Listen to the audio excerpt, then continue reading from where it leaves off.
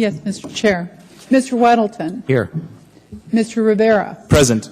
Mr. Steele. Here. Ms. LaFrance. Here. Mr. Traney. Here. Mr. Dunbar. Glad to be back. Mr. Croft. Mr. Croft may be joining us telephonic, but did ask Australia, I think. to be excused if he could not make the connection. Mr. Peterson. Present. Mr. Constant. Here. Ms. Domboski. Present. Mr. Dyson. Here. You have a quorum.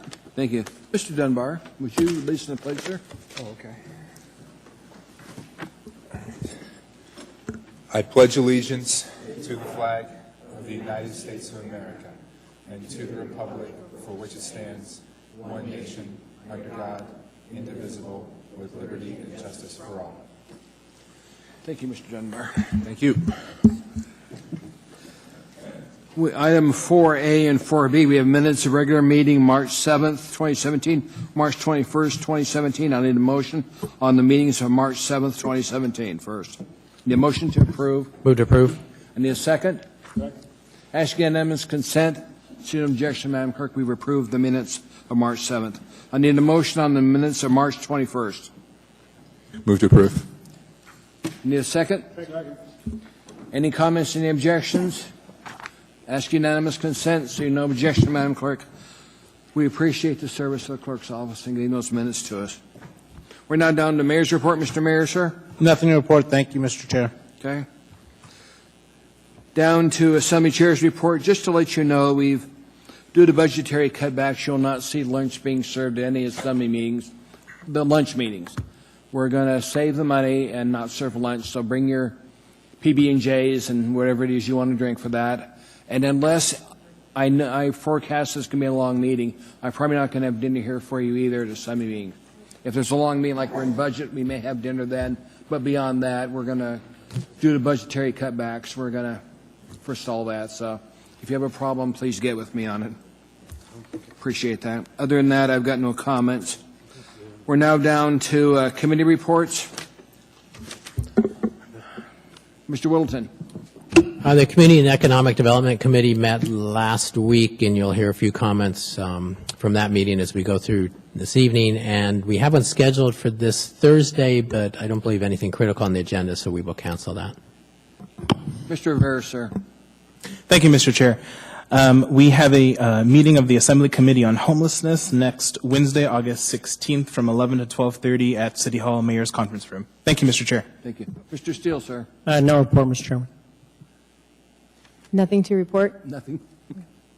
Mr. Dunbar.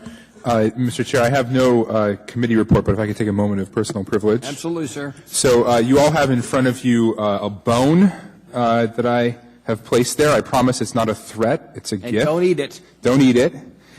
So this is the ankle bone of a Mongolian sheep, which is used in a Mongolian game, and I purchased it in a market in Ulaanbaatar. And it's my gift to you, and I hope it's a symbol of us working together and playing nicely and preserving our sense of collegiality. So thank you, Mr. Chair. Ethics ordinance is less than $25. It's much less than $25, I promise. Just want to check. Welcome back, Mr. Dunbar. Thank you. Mr. Peterson, sir. Well, thank you, Mr. Chairman, and I think the goat probably thinks it's worth more than $25. But anyway, I have no committee report this evening. Thank you. Thank you. Mr. Constant, sir. Yeah, sure. Actually, this is coming up. AMATS, the Technical Advisory Committee, will be meeting next week, and the following week will be the AMATS Policy Committee, and they're having a pretty important discussion on the question of should they remove the bridge, Kabata, from the modeling and the long-range plan. And so I may miss that meeting, and I will try to call in, but I may be in an airplane. And if that's the case, I'm hoping that my alternate member will be there to vote to take that out of the plan so we can build our transportation accordingly. Thank you, sir. Ms. Domboski, ma'am. Thank you, Mr. Chair. I don't have a report, but I do have a disclosure to make. Go ahead. Thank you, Mr. Chair.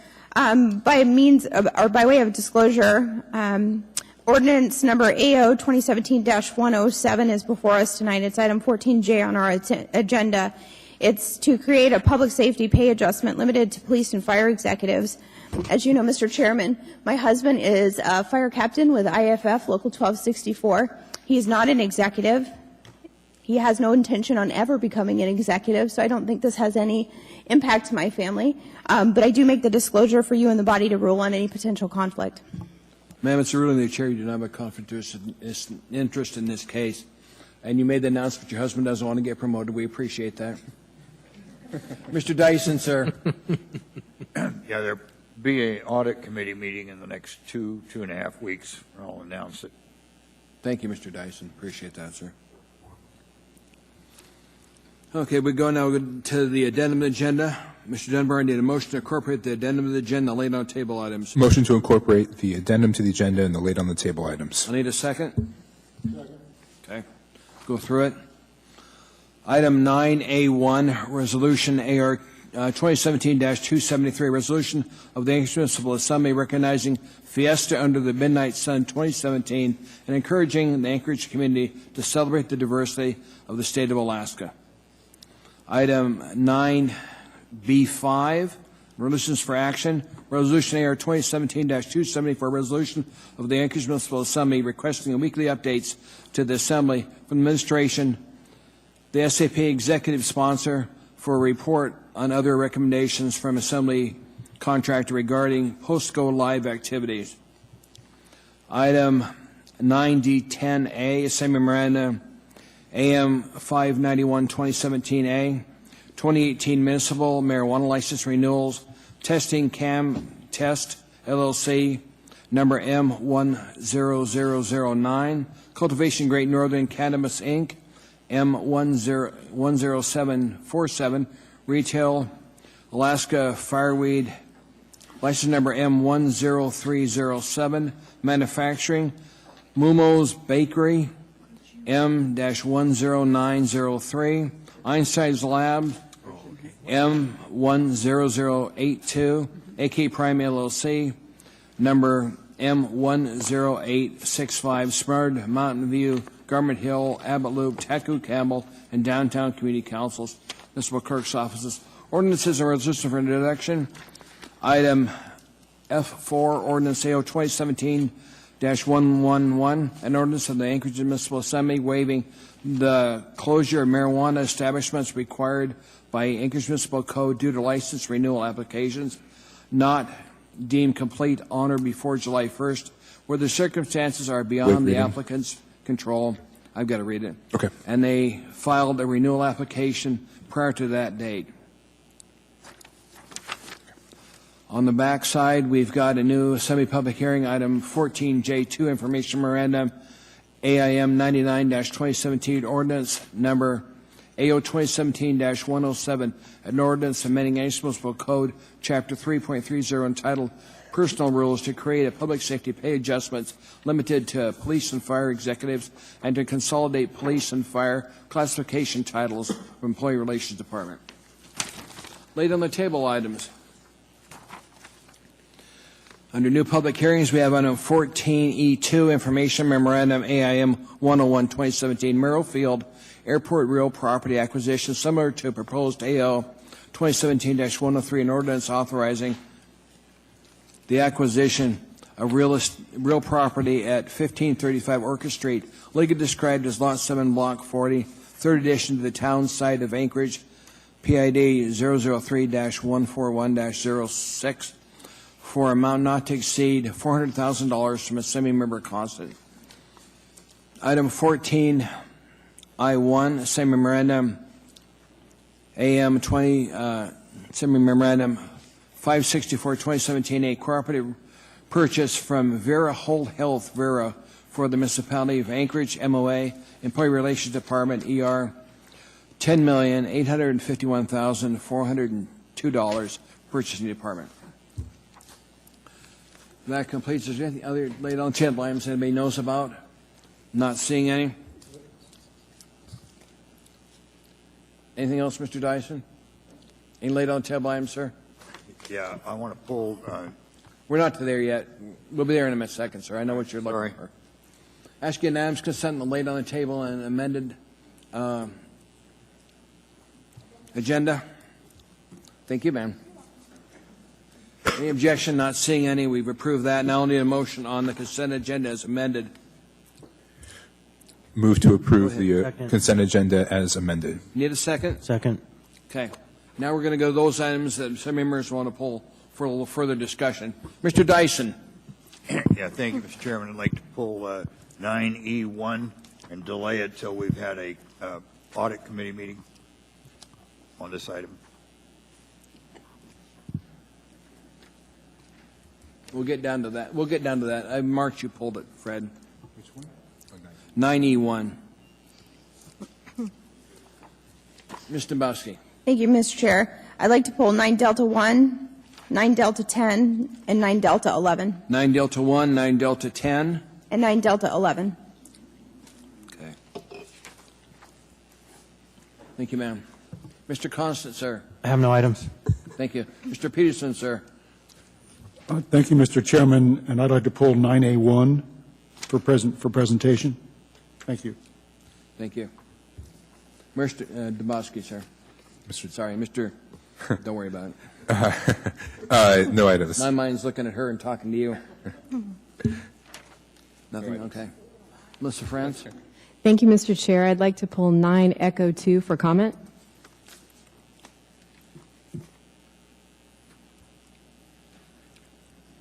Thank you. Mr. Steele, sir. No items, Mr. Chairman. Thank you. Mr. Rivera, sir. Thank you, Mr. Chair. I'd like to pull item 9 Bravo 5. Thank you.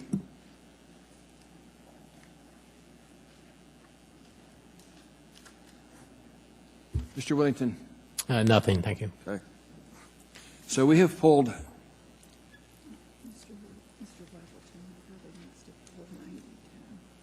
The clerk advised me you need to pull 9E10, Mr. Whittleton.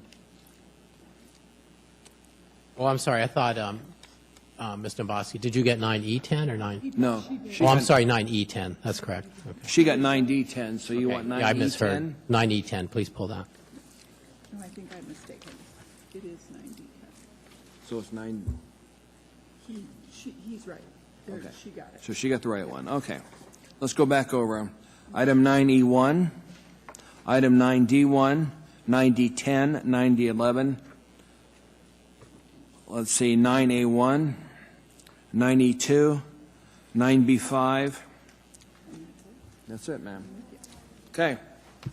Excuse me, I don't have a 9E10. Maybe I'm missing it. It was D, not E. Thank you. Well, okay. Sorry. We got that cleared up. We both pulled.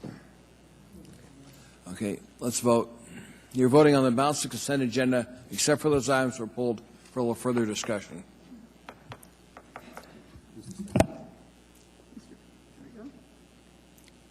Okay. That is approved. Now we'll go back to those items we'll pull for a little further discussion.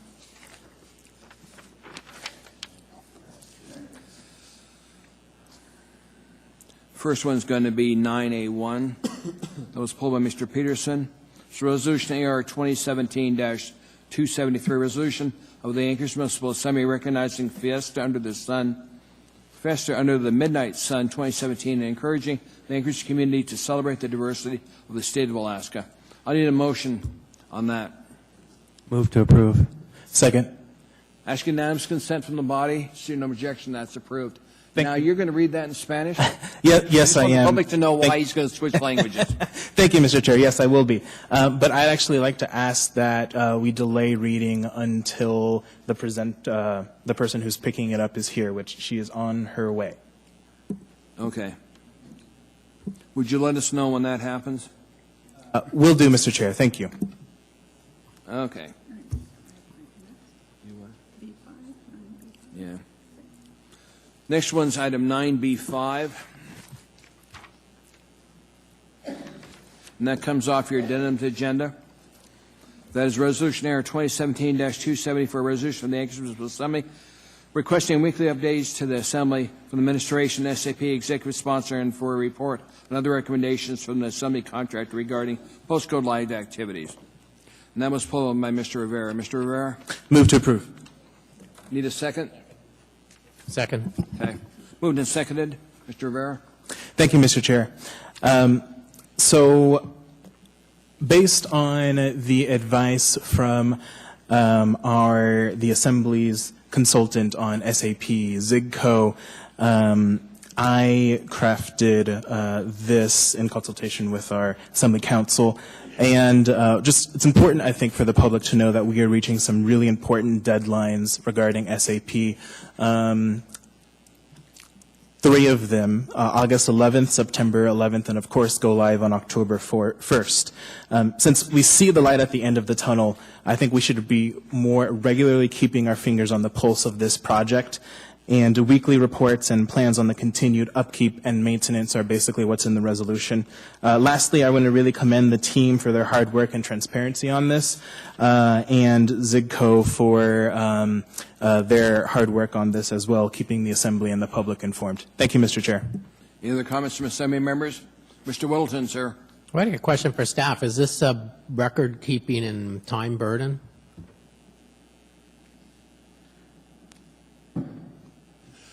Mr. Chairman, Mr. Weddleton, as we have in recent months during the monthly reports, we're primarily relying on reporting products that we're already generating for our own use during evaluation of the project. So as long as that remains a satisfactory product for the Assembly's review, it will not be an onerous requirement. All right, thank you. Any other comments from Assembly members? Please vote on it. Thank you. I think it's important as we get to the go-live date, we monitor this thing because it's had a difficult birth. I know the administration is going to get it there, but we need to monitor progress on this. So thank you. Mr. Chair, we can go back now to 9 Alpha 1. Okay. We already approved that one, so if you're going to, who's here to receive it? 9A1. Come up to the podium, ma'am. Mr. Rivera, you're going to speak in Spanish, I hear, sir. Thank you. You make it sound very exotic. Who's presenting? Yes. Mr. Peterson is, okay. Resolución de la Asamblea Municipal de Anchorage, donde se reconoce la fiesta bajo el sol de medianoche 2017 y se exhorta a la comunidad de Anchorage a celebrar la diversidad del estado de Alaska. Dado que la fiesta bajo el sol de medianoche se estableció como un evento anual que festeja a la creciente comunidad latinoamericana de Alaska, y dado que la fiesta bajo el sol de medianoche celebrará y promoverá la diversidad y el respeto en Anchorage, y dado que la fiesta bajo el sol de medianoche servirá para educar al resto de la comunidad acerca de la riqueza de las tradiciones culturales y el arte de América Latina, y dado que la fiesta bajo el sol de medianoche servirá para unir a los residentes de Anchorage en valores como la diversidad, el respeto y la colaboración, y dado que la fiesta bajo el sol de medianoche vinculará la colaboración de individuos y organizaciones que buscan fortalecer a la comunidad, fomentará los lazos comunitarios entre la juventud de Alaska, cultivará el intercambio serio de ideas y promoverá el respeto por las diferentes culturas.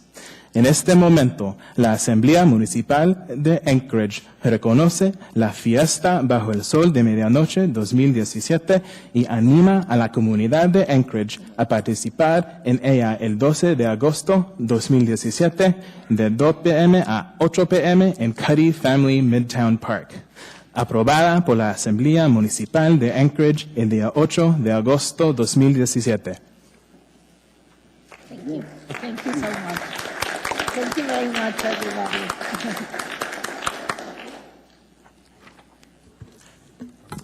Feel free to say some words if you want to. Anything you want to say to us? I just want to thank you, everybody, and to invite you to the Fiesta Under the Midnight Sun. This would be this Saturday, and we will be celebrating Latino heritage, and we want to share it with the joy of being a Latino with all of you. This would be on Cuddy Midtown Park from 2 to 8 p.m. Thank you so much. Thank you, ma'am. Next item in front of us should be item 9D1, Madam Clerk. Move to approve. Second. Is there a second? Second. Okay. Ms. Dombrowski. Thank you, Mr. Chair. Through the chair, I'd like to ask Ron Haddon a couple of questions. Ron, can you remind us when it went out to bid, were there multiple bidders on this project, or was this a sole source?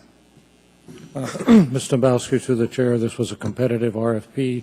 There were multiple proposals on the contract or on the RFP. I can't remember when, did we see, we saw that once already, correct? You have not seen the mailing portion of it. This is the actual mailing of the ballots. You have seen the award of the vote by mail contract and approved that previously. Okay, thank you. Any questions on this item? Assembly members? If not, please vote. Vote will approve it. That item is approved. Next item in front is item 9D10.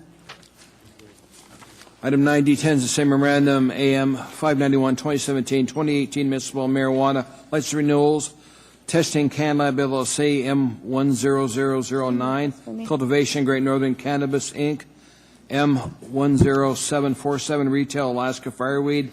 M10307. Manufacturing Romo's Bakery. M10903. Einstein Labs. M10082. AK Prime LLC. License number M10865. Spenard Mountain View, Government Hill, Abbott Loop. Taco Campbell, Downtown Community Council. Ms. Dombrowski, you pulled that one. Well, move to approve. There's an A version, too. Second. Thank you, Mr. Chair. The reason I pulled this is I have a fundamental problem with our process. I have a real problem spending years and years developing the laws for marijuana, two at least, passing those laws, telling the public that every single renewal for the first year was going to come before us for public testimony. And last time we had renewals, I tried to set one for a public hearing and the body wouldn't allow it. I think this is just as simple as a scheduling process. When we had this discussion in the Community and Economic Development Committee, we changed the code so we could be more flexible in how these are scheduled. But my understanding of the consensus was for the first year we would group them 10 or 20 at a time. You'd put them on the agenda. They'd have 2 weeks' notice, just like many of the things we go through here. You know, the chair reads it. He opens it for public testimony. Nobody's there. You can close it. You can take action. But at least it gives the public the opportunity to weigh in. And now, and I think it's just an oversight in process, now it seems they're just all getting on the consent agenda, and I think we are doing a disservice to the community, especially being one who was on the marijuana board committee from the beginning, who wrote the laws. I have a real problem lying to the public. So until we kind of work out our process, again, we said the first year we would group them and we would open them for public testimony. If there's one that's a problem, we could bifurcate it, deal with that one separately, and pass the rest. And then after that, we would just put them on the consent agenda and we could pull them if we needed to, if we knew we had a problem. And that's how I pitched it to every person that asked me, because that's what we had discussed. So until we work out that process, I'm going to vote no on every single renewal because I frankly don't feel comfortable lying to the public about what the process was.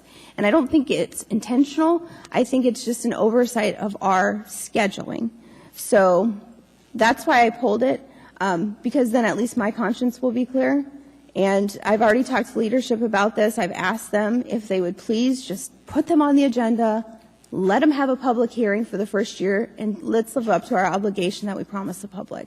Thank you. I think Mr. Whittleton, as the head of our committee, may have a comment on that, ma'am. Mr. Whittleton, sir? Yeah, thanks. I mean, I guess I don't recall it quite that way. I think every single one is available for a public hearing, and our discussions were if there were any complaints through community councils, and they've all been notified, or through any other means, just emails and calls to us, that we could pull them as we could today and schedule them for a public hearing as you tried for one last meeting. So these are all available for public hearing if we had any complaints whatsoever on any of them. And we haven't from the general public. So now we did pull this, I mean, you pulled it, and I was going to also, because we did have a couple of them that had violations of the state law. And I think in one case, the information wasn't in our packet, so we've got revised information here that includes those. And, I'd still move to approve this. Those were violations. I mean, I think they were pretty clearly explained by the marijuana operations, what they were. It was almost a technical thing and just sort of stumbling over something in a new industry. But as far as the public hearings go, I'm comfortable with doing it this way, but I would ask, I guess, Ms. Jones, I mean, were they to be put on the agenda for public hearings, what would delay? I mean, they'd be delayed 2 weeks. But probably other than that, no one showed up for the public hearing and we'd move right on. So what are the issues there? Mr. Weddleton, through the chair, Ms. Domboski, there is no prohibition from the clerk's office putting these items on the consent agenda or putting them on for introduction and then subsequent public hearing.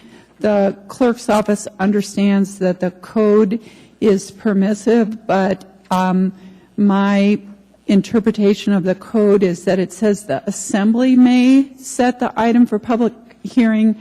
I am not certain that it gives the clerk the ability to set it for public hearing or to introduce it, but I think this is something that the chair has indicated to me that he's going to request Assembly Council help us with that, and I would welcome that or welcome a code change to accommodate everyone's needs.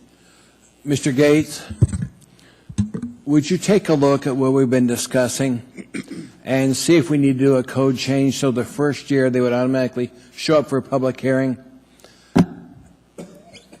Because I think at the time period we told the public they would have a public hearing on the renewal, on the first renewal.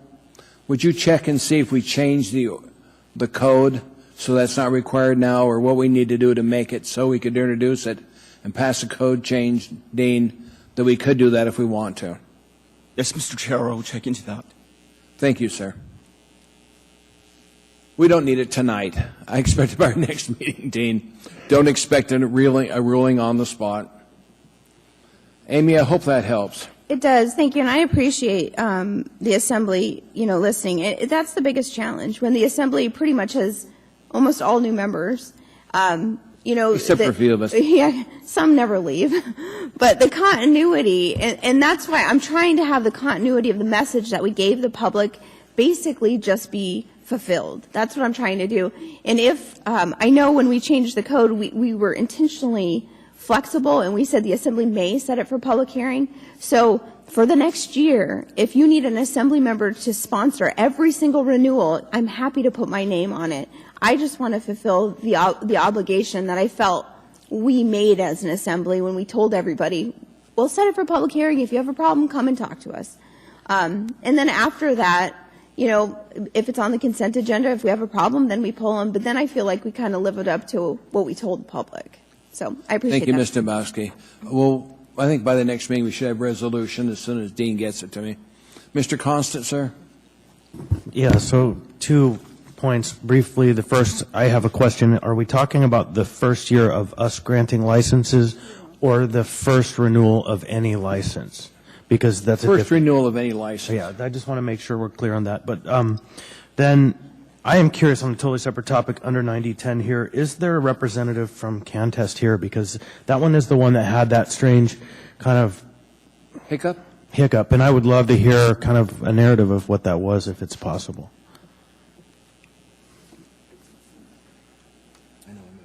Hi, I'm Mark Malagotti, Mark Malagotti, CEO of CanTest. So do you just want me to, from the beginning, give an explanation? Kind of as brief as you can be, but yeah, it was kind of hard to follow exactly what happened and what the story was. Okay. So you're talking about the incident that led to a fine, is that correct? Right, that caused you to get a state violation. Yeah, okay. In that particular case, there was a call from the other testing lab that the machine had broken down at their site, and they wanted to give us some samples so that it could be done in an expedited manner. We got those samples, and 4 of them tested fine. They all passed. There was one sample that was slightly over the limit. There was a question as to whether it was over the limit for isobutane. There was one question as to whether isobutane was included in the regulations because it just said butane. So that was one question. But I spoke to both the laboratory manager and I also spoke to the customer. And they both said that, 1, they didn't use isobutane in their process, and 2, in every test that had been done before at the other testing lab, they had never measured any isobutane or butane in any of the samples that they had done. This seemed a little odd to me that we would be getting a sample like this when nothing like that had ever happened before. So I asked the customer to bring in another sample that was not from that testing lab. I thought something might have happened. Asked them to bring in another sample. We tested that sample, and that sample passed. It did not have any isobutane or butane in it. When I went to enter the information, it was locked up with the other samples so that they both went to testing in progress. I spoke to the people at Metric, which is the software program that does the control, and they said that I should have entered the first test as a failure. They said that I didn't have the authority to ask for a second sample, so that's what led to the fine, that I didn't ask permission to get a second sample to do the retest. Mr. Constant? And so what was the resolution? How did that kind of work out? Well, I was suspended for, I believe it was 3 days for our operation. There was a $10,000 fine. I had to write new policies and procedures for, I believe it's called ambiguous results is what we wound up calling it, and will attend the Marijuana Control Board meetings for the remainder of the year. Thank you very much. Thank you, Mr. Constant. Ms. France, anything for this gentleman, ma'am? Thank you, Mr. Chair. No, I have a question about process after this. Okay. Mr. Walton, any question for this gentleman? No, I'll talk more. Thank you for being here, sir. We appreciate it. Thank you. Thank you. Going back to Mr. France on this particular item process. Thank you, Mr. Chair. My question is in regards to what are our options for tonight for this item, and perhaps Mr. Weddleton's comment will address that. I don't know. Yes. What we're going to do is vote on this item. It's been brought forward. We're going to vote on this item, and then we'll move on from there and figure out where we're at. I think we heard the resolution on this. $10,000 is a hefty fine. Right. So if we wanted to schedule this for public hearing, we would need to vote against it. Right. Yeah. Okay. Or bifurcate it and take the one item out. There's lots of things we can do. Okay. Thank you. Mr. Wilton? I just want to make sure my statements, for people who haven't been watching in great detail, is originally these were to be scheduled for public hearings. Then, as we've been fine-tuning the marijuana code, we changed it so that they would not be required to go to public hearings. So Ms. Nabasi is correct that for much of the time we were approving the licenses. That was the case, and then we changed the code. So currently now, with not going to public hearing, we're following the current code. So I didn't want to make that look like she was wrong on that. But I do have a question now that we don't have that many licenses. We approved some last meeting, and we have this meeting. How many left are there anyway? Madam Clerk, do we have any idea how many there are? It wouldn't just be these, Barbara. It would be all that are out there in the universe coming up for renewal.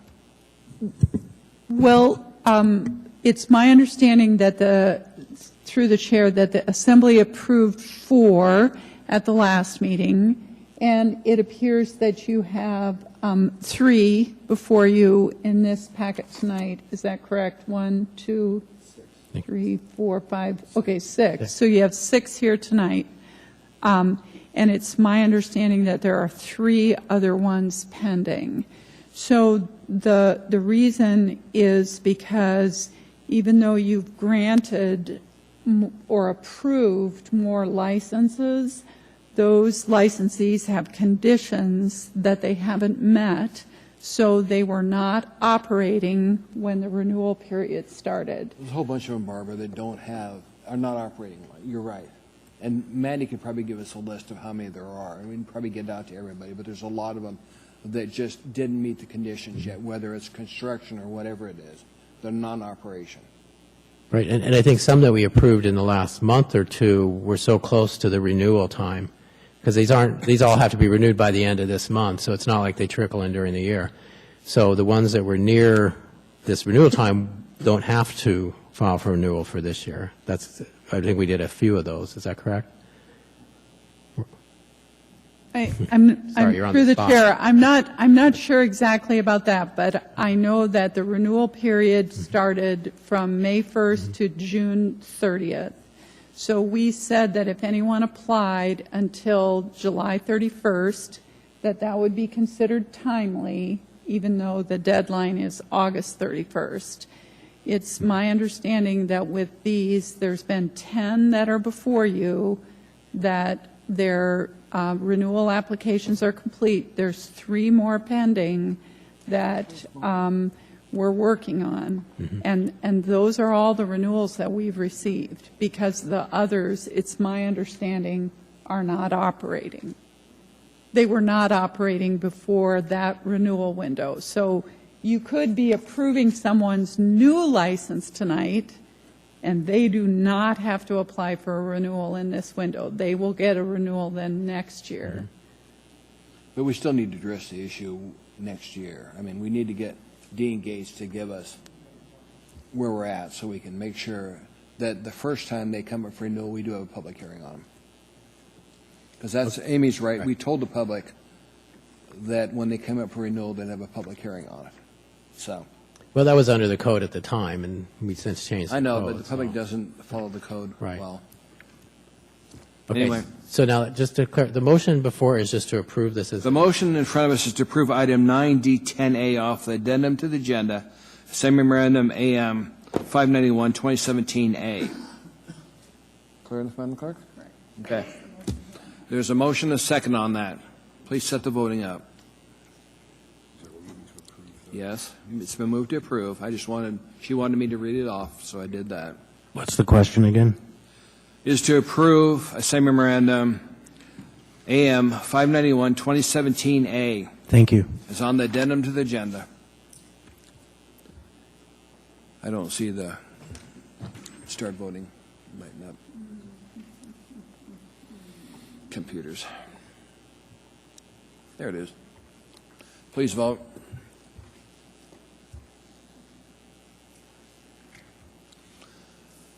That is approved 7-3 to approve those items. We're now down to, should complete all the Ds. We're now down to 11. Yeah. We're now down to item D11 on the regular agenda. A same memorandum AM 592 2017, amendment number 10 to contract 2010421 with Interlock Solutions, Inc. to provide SAP integration for utility systems used within ML&P's Maximo 7 project for the municipality of Anchorage. That was pulled by you, Mr. Bosky. We'll need a motion, ma'am. I'll move to approve. Okay. Second. Ms. Dombrowski. Thank you, Mr. Chair. I don't see Alden here tonight. I have a question, not necessarily about MLP's contract extension here, but I have a general question about SAP and how many more, what I'm afraid of is getting nickel and dime to death with contract extensions. So how many more of these can we expect? Well, Mr. Johnston can speak to this one specifically. This one is not being funded by the SAP capital project that you've been working on for a while. So, Mark, you come up and talk about that, and then I can comment on other contract extensions when Mr. Johnston's done. Yeah. That's really what I'm in. Mark, I know this is coming from you guys' capital fund, right? Yes. So my question is actually more to what Mr. Abbott said he would address. But if you want to tell people whatever you need to tell them about this, please go ahead. This is a program that we utilize for materials management issuing to our various units. And it also tracks our maintenance orders for things within the utility, not necessarily maintaining our equipment, but maintaining buildings, that type of thing as well. Okay, and this one is going to continue interlock just through. This is to complete the integration of Maximo with SAP. Okay, I'm really interested in what Mr. Abbott has to say. So thank you, though. Sure. And the reason why this is not being funded by the primary capital project is this is a system that is only used by ML&P. So there are a few of these pieces, some in IT, some in ML&P, I believe at least one in AWU, where those departments are funding elements of things that are needed for the overall SAP project, but are so narrowly owned by those departments that they're funding it themselves rather than it being funded by the larger project. In terms of other contract extensions, there are likely at least 2 and maybe 3 others. They will not require additional funding. They are simply contract actions to increase the spending authority inside existing contracts. So there could be more. I'm aware of at least 2 right now that the Assembly is likely to see in the next couple of months.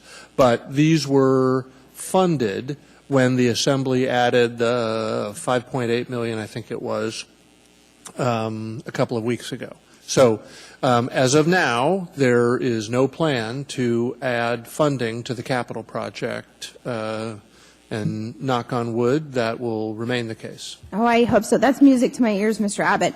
And just so I'm clear on this one, though, wasn't part of existing allocations or appropriations, even within ML&P for SAP. This is an additional funding of $84,000. No, this comes from ML&P's already approved capital budget. Capital budget. Capital, right, Mark?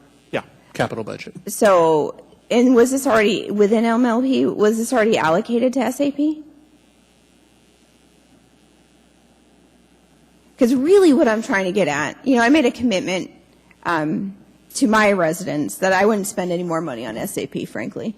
And I just want to understand if I'm allocating new money that wasn't previously allocated to SAP, or if it's just as Mr. Abbott said with some of these other ones. I want to make sure if it's money we've already approved and we're just spending it, that's one thing. But I want to understand, is this a new SAP allocation from your capital budget? Through the chair, it is part of our capital budget that was approved by the Assembly. So Was it previously allocated within your capital budget for SAP, or did it come from somewhere else? Yes, it was previously allocated within our capital budget. See, that helps me get from a no to a yes, because as I said, if we've already allocated the money for that project, that's one thing. But if it's new money, even if it's shifting from one project to another, that's what I really am trying to make sure I understand. So thank you very much. I appreciate it. Any other comments on this item? Please vote.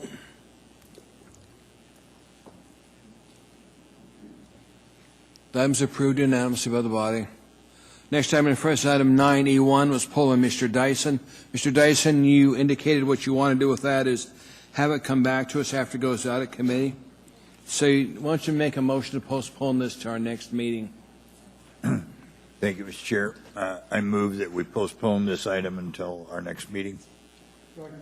Moved and seconded. Is there any objection? Not seeing any. That's approved. That'll come back in front of us our next meeting. And you've got a audit committee meeting in the interim, so we'll have the information we need. Yes. Thank you, Mr. Dyson. Item 9E2 is also pulled information memorandum AIM 92 2017 executive appointments and compensation quarter 2 2017 Public Relations Department. That was pulled by Ms. LaFrance, ma'am. We'll need a motion to accept. Move to approve? Move to accept. Oh, move to accept? Second. Is there a second? Second. Moved and second, Ms. LaFrance. Thank you, Mr. Chair. One comment to clarify. These are broad executive classifications, and under the job title, where it says, for example, Special Admin Assistant 2. I just wanted to point out that these are not the actual titles. These are not clerical secretarial positions, but high-level professional technical positions with actual titles such as Systems Analyst, Land Management Officer, Project Manager, and so on. Thank you, Mr. Chair. Thank you. Any other questions, comments? Please vote. We'll accept this item. Thank you, ma'am. That's approved. We're now going down on our agenda to appearance request items, and we have one. We changed it from 6 o'clock. Remember, in the past, it couldn't happen until 6. We changed it to 5:30. So is Carl, how do you pronounce your last name? Cancer? Welcome to the meeting, sir. You'll have 3 minutes. State your name clearly for the record. Spell your last name, if you would, please. I beg your indulgence if I exceed the 3 minutes. What I'm here is about the bus schedule, the new bus schedule. Is anyone familiar with it? I do have some maps. I don't have enough that shows the old schedule versus the new that I can pass out. If you want, then let me know. The thing that really got me is I went to the meetings when we first started this, and then when they come out with it, it says less rating, more hours, better service. So when I looked at this, currently you have the old Seward Highway from Tudor Road to Diamond Boulevard and down to Huffman covered. With this new schedule, you're eliminating that route down the old Seward Highway, the current Route 60. I need that route. I have a business there. They said you can walk. Well, from Tudor Road to my business is 7/10 of a mile. And you have women with children that live around Dowling Road. From Dowling to Diamond Transit Center is 2 miles. Are they going to walk in the wintertime with snow, with children, infants and carriages in the strollers? It'll be a tough go. I'm already walking over half an hour out of the Muldoon to the bus. And when I looked at this, I saw the Mountain View, 4th Avenue around Lyon, hard to find out those streets correct, off of DeBar, off of Boniface. They go through the neighborhoods. The old Seward Highway is a main route. I've been here since 1962. It's always been a main route. Why is it eliminated? They kept Arctic, which runs every half an hour. Old Seward runs 1 hour. Lake Otis runs 1 hour. Why? So I'm petitioning the Assembly, the Mayor, everyone, to take another look at this and reinstate Route 60. When the SAP program can run $72 million over budget, the modification to the library over 1.3 million over budget, asking for another 150,000, and Baines Cafe and Brother Francis Shelter, when they provide a service to them, which they don't contribute a dime to the operation of the city. I go through my taxes and pay for riding the bus. They get free Narcan.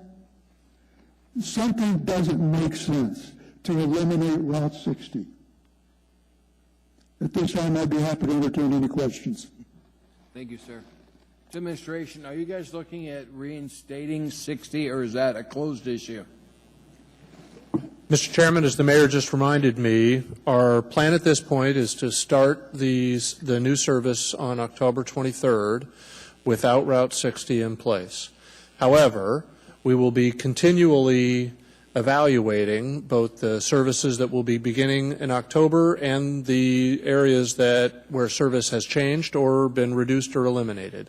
If revenues exceed our expectations, then as we believe will be the case, at least within the first 2 years, we will then be looking to expand service potentially to Old Seward. I cannot speak conclusively that would be restored, but that is the sort of place that we would like to restore service to.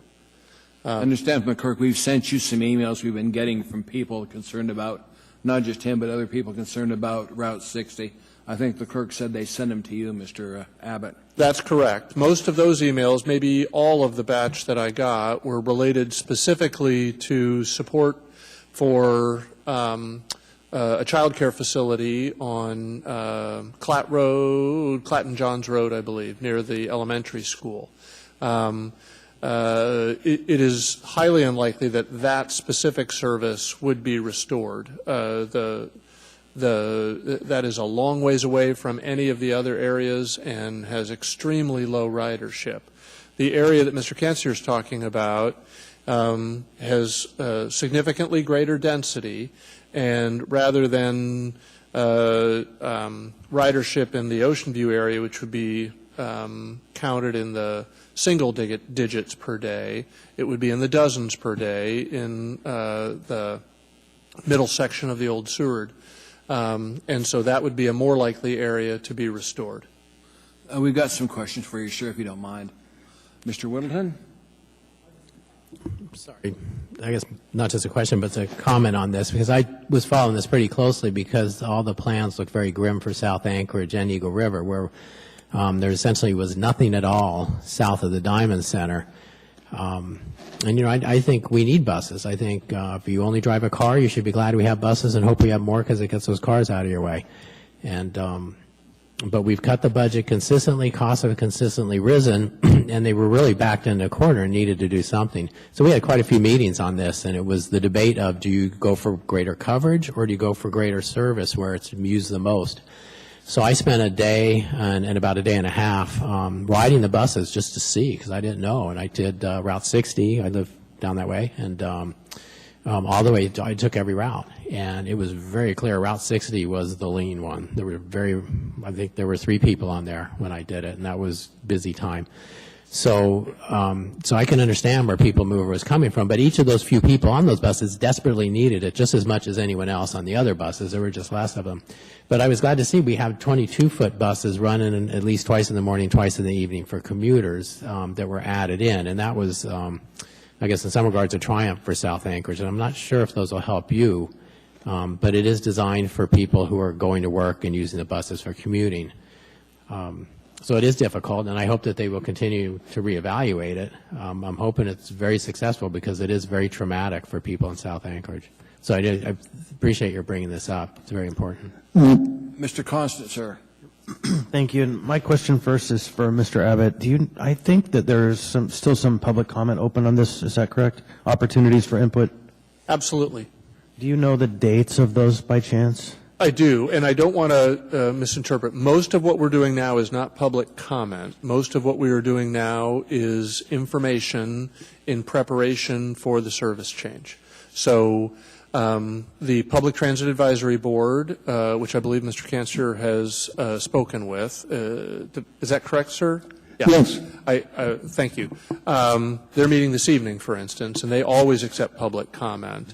And obviously, we'll accept public comment at any time, anywhere. But in terms of a structured process to evaluate the service change that's being considered, that is essentially completed. And pending approval of the 2018 budget, the service level that Mr. Kansier is concerned about is what will be implemented. Gotcha. All right. Well, then I just say thank you for coming and being active and engaged. Mr. Chairman, I'll respond to some of these. Mr. Rivera has a question for you, sir. Mr. Rivera?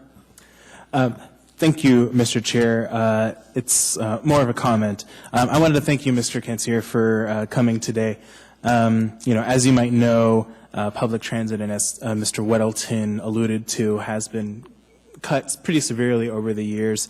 In fact, we made a cut in the first quarter budget revisions, and potentially this next budget cycle, the administration has asked this department to make a 10% cut.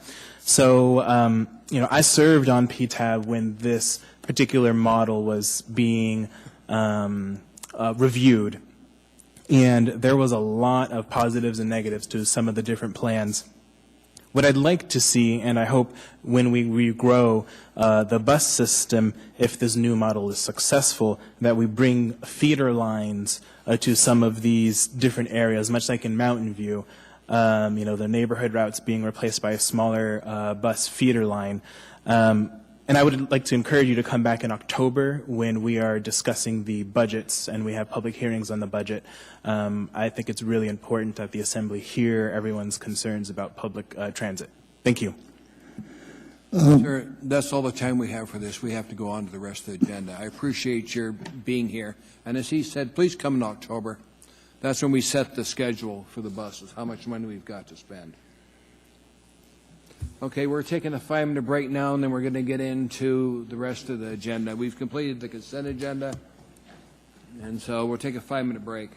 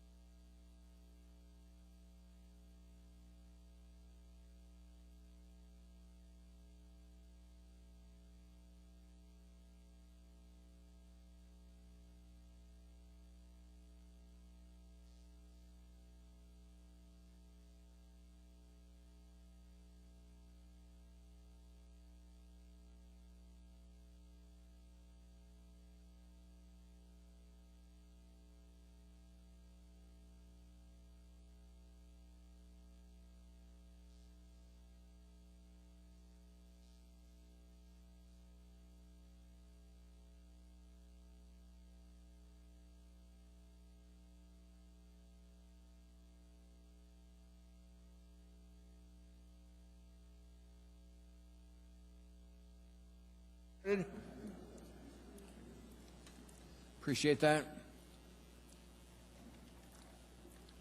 Mr. Gates, sir. Yes, thank you, Mr. Chair. I'm Assembly Council Dean Gates, and I just wanted to announce and inform all the Assembly members and the public that we've filled my legal assistant position in the Assembly Council's office, and I'm pleased to announce that Amy Strohmeyer has accepted and begun work last week. She's sitting right here at the front. Maybe you could stand up. Thank you. Come by and introduce yourself and get to know Amy when you have a chance. Amy and I are here to receive you, the Assembly members. Thank you. It's nice to know we're fully staffed again. We appreciate it. Thank you, Amy. I understand your husband's a pilot at Elmendorf. What does he fly? Okay, C-12. Good. Oh, no. Fine. Mr. Dunbar. Yeah, I'd like to move to change the order of the day to take up item 14L, which prohibits the sale of bird, cherry, or mayday trees, before item 14A. Could I get a second on that? Second. Is there any objection? I'm not seeing any objection, Madam Clerk. We've changed the order today. We're taking item 14L first. Item 14L is AO 2017-101, an ordinance of the Municipal Assembly amending Municipal Code to add a new chapter 15.90 invasive species to prohibit the sale of commonly known as bird cherry or mayday trees and commonly known as bird canary grass. I'm not going to speak the Italian version of it, it's the Latin version, sorry. Anybody who wishes to testify on this issue, please come forward. You'll have 3 minutes. Is there no objection? Change order of the day. I asked unanimous. There's no objection, Madam Clerk. Anybody wishing to testify, please come forward. State your name, clear for the record. Spell your last name. My name is Stuart Grenier, Grenier. I'm currently the treasurer of the Northeast Community Council. I would like to thank Assemblyperson Dunbar for bringing this important issue up. The Community Council in Muldoon has been on top of this for a while. I don't know why it took this long to get here, but I first noticed these plants in what's now called the Chance New Muldoon Park. It used to be Muldoon Town Square Park. And I saw these weird plants, and they're on a trail. So I moved them. I cut them. I didn't know that these are really weird plants. These choke cherry trees are, once you cut them and set them on the ground, they take root. So what I did was I just made this really thick, bushy area of these poisonous trees. I mean, it's like the body snatcher plant. You cut it, it grows. Worse than that, guys, it's spreading. It's on the military reservation. It follows the creeks. It's heading into Chugach. It's going through the military reservation right up into the mountains. It likes wet areas. I live next to Centennial Park in Muldoon, and now it's all over there too. And I see them, I pull them, I put them in a bucket put them in a garbage, right? You can't lay them down on the ground anywhere else, but they're trees that are 15, 20 feet high. They're touching the bottom of the telephone pole, the telephone lines. I called MLMP and told them, hey, you got invasives. They say, okay, we'll cut them down, but we're not going to grind them. Or they'll grind them, but they're not going to pull the stumps. They just, once you cut them, they come up 20-fold. This is the Ebola of invasives. I don't know if this body ever said, okay, it's okay to bring these up here. But boy, that might be historically the worst decision this body's ever made if it did come before this body. But now I would recommend that we find a way to get hands-on and people in the field. We had 70 people with the weed whackers in Taku Park, and we took care of one area, and then right behind the picnic shelter, there's 40-foot high ones. The birds eat them. They're spreading all over. I see them popping up in Willow. I flew in an airplane, I think in October 2 years ago, and it's like this very uniform dispersal of trees that don't lose their leaves, all the way out to the Big Sioux. Poisonous to moose, they will take over from the birch and the spruce, and they kill everything under them. So we're going to lose all our berries, all our mushrooms, and we're going to lose logs to build cabins and firewood. They gave me a bundle to take home after helping out at the weed whacker thing a few years ago. He said, "Oh, it's great. I aged it for a year. Didn't burn worth a damn. This thing's totally useless. Somebody makes a pie out of it." And the waxwings gobble it and spread it all over. Guys, if we want our parks to have native vegetation, we need to get people out of prison out there, the nonviolent folks pulling them.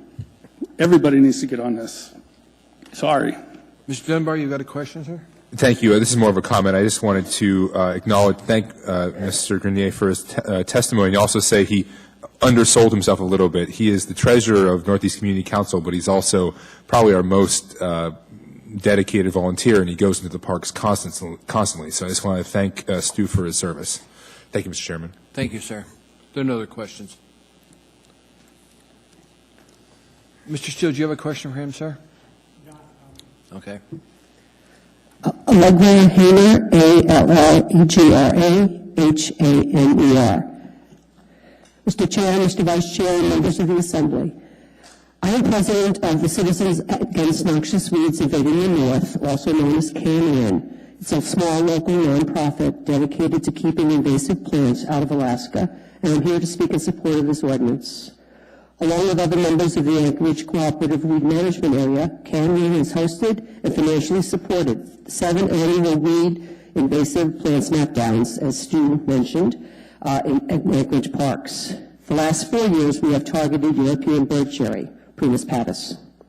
Hundreds of volunteers representing local, state, and federal agencies, as well as service groups such as Scouts and everyday citizens of Anchorage, have come out over the years to help us pull this invasive plant, which has taken over creeksides and Anchorage greenbelts. It's a huge task, but we are beginning to see positive changes.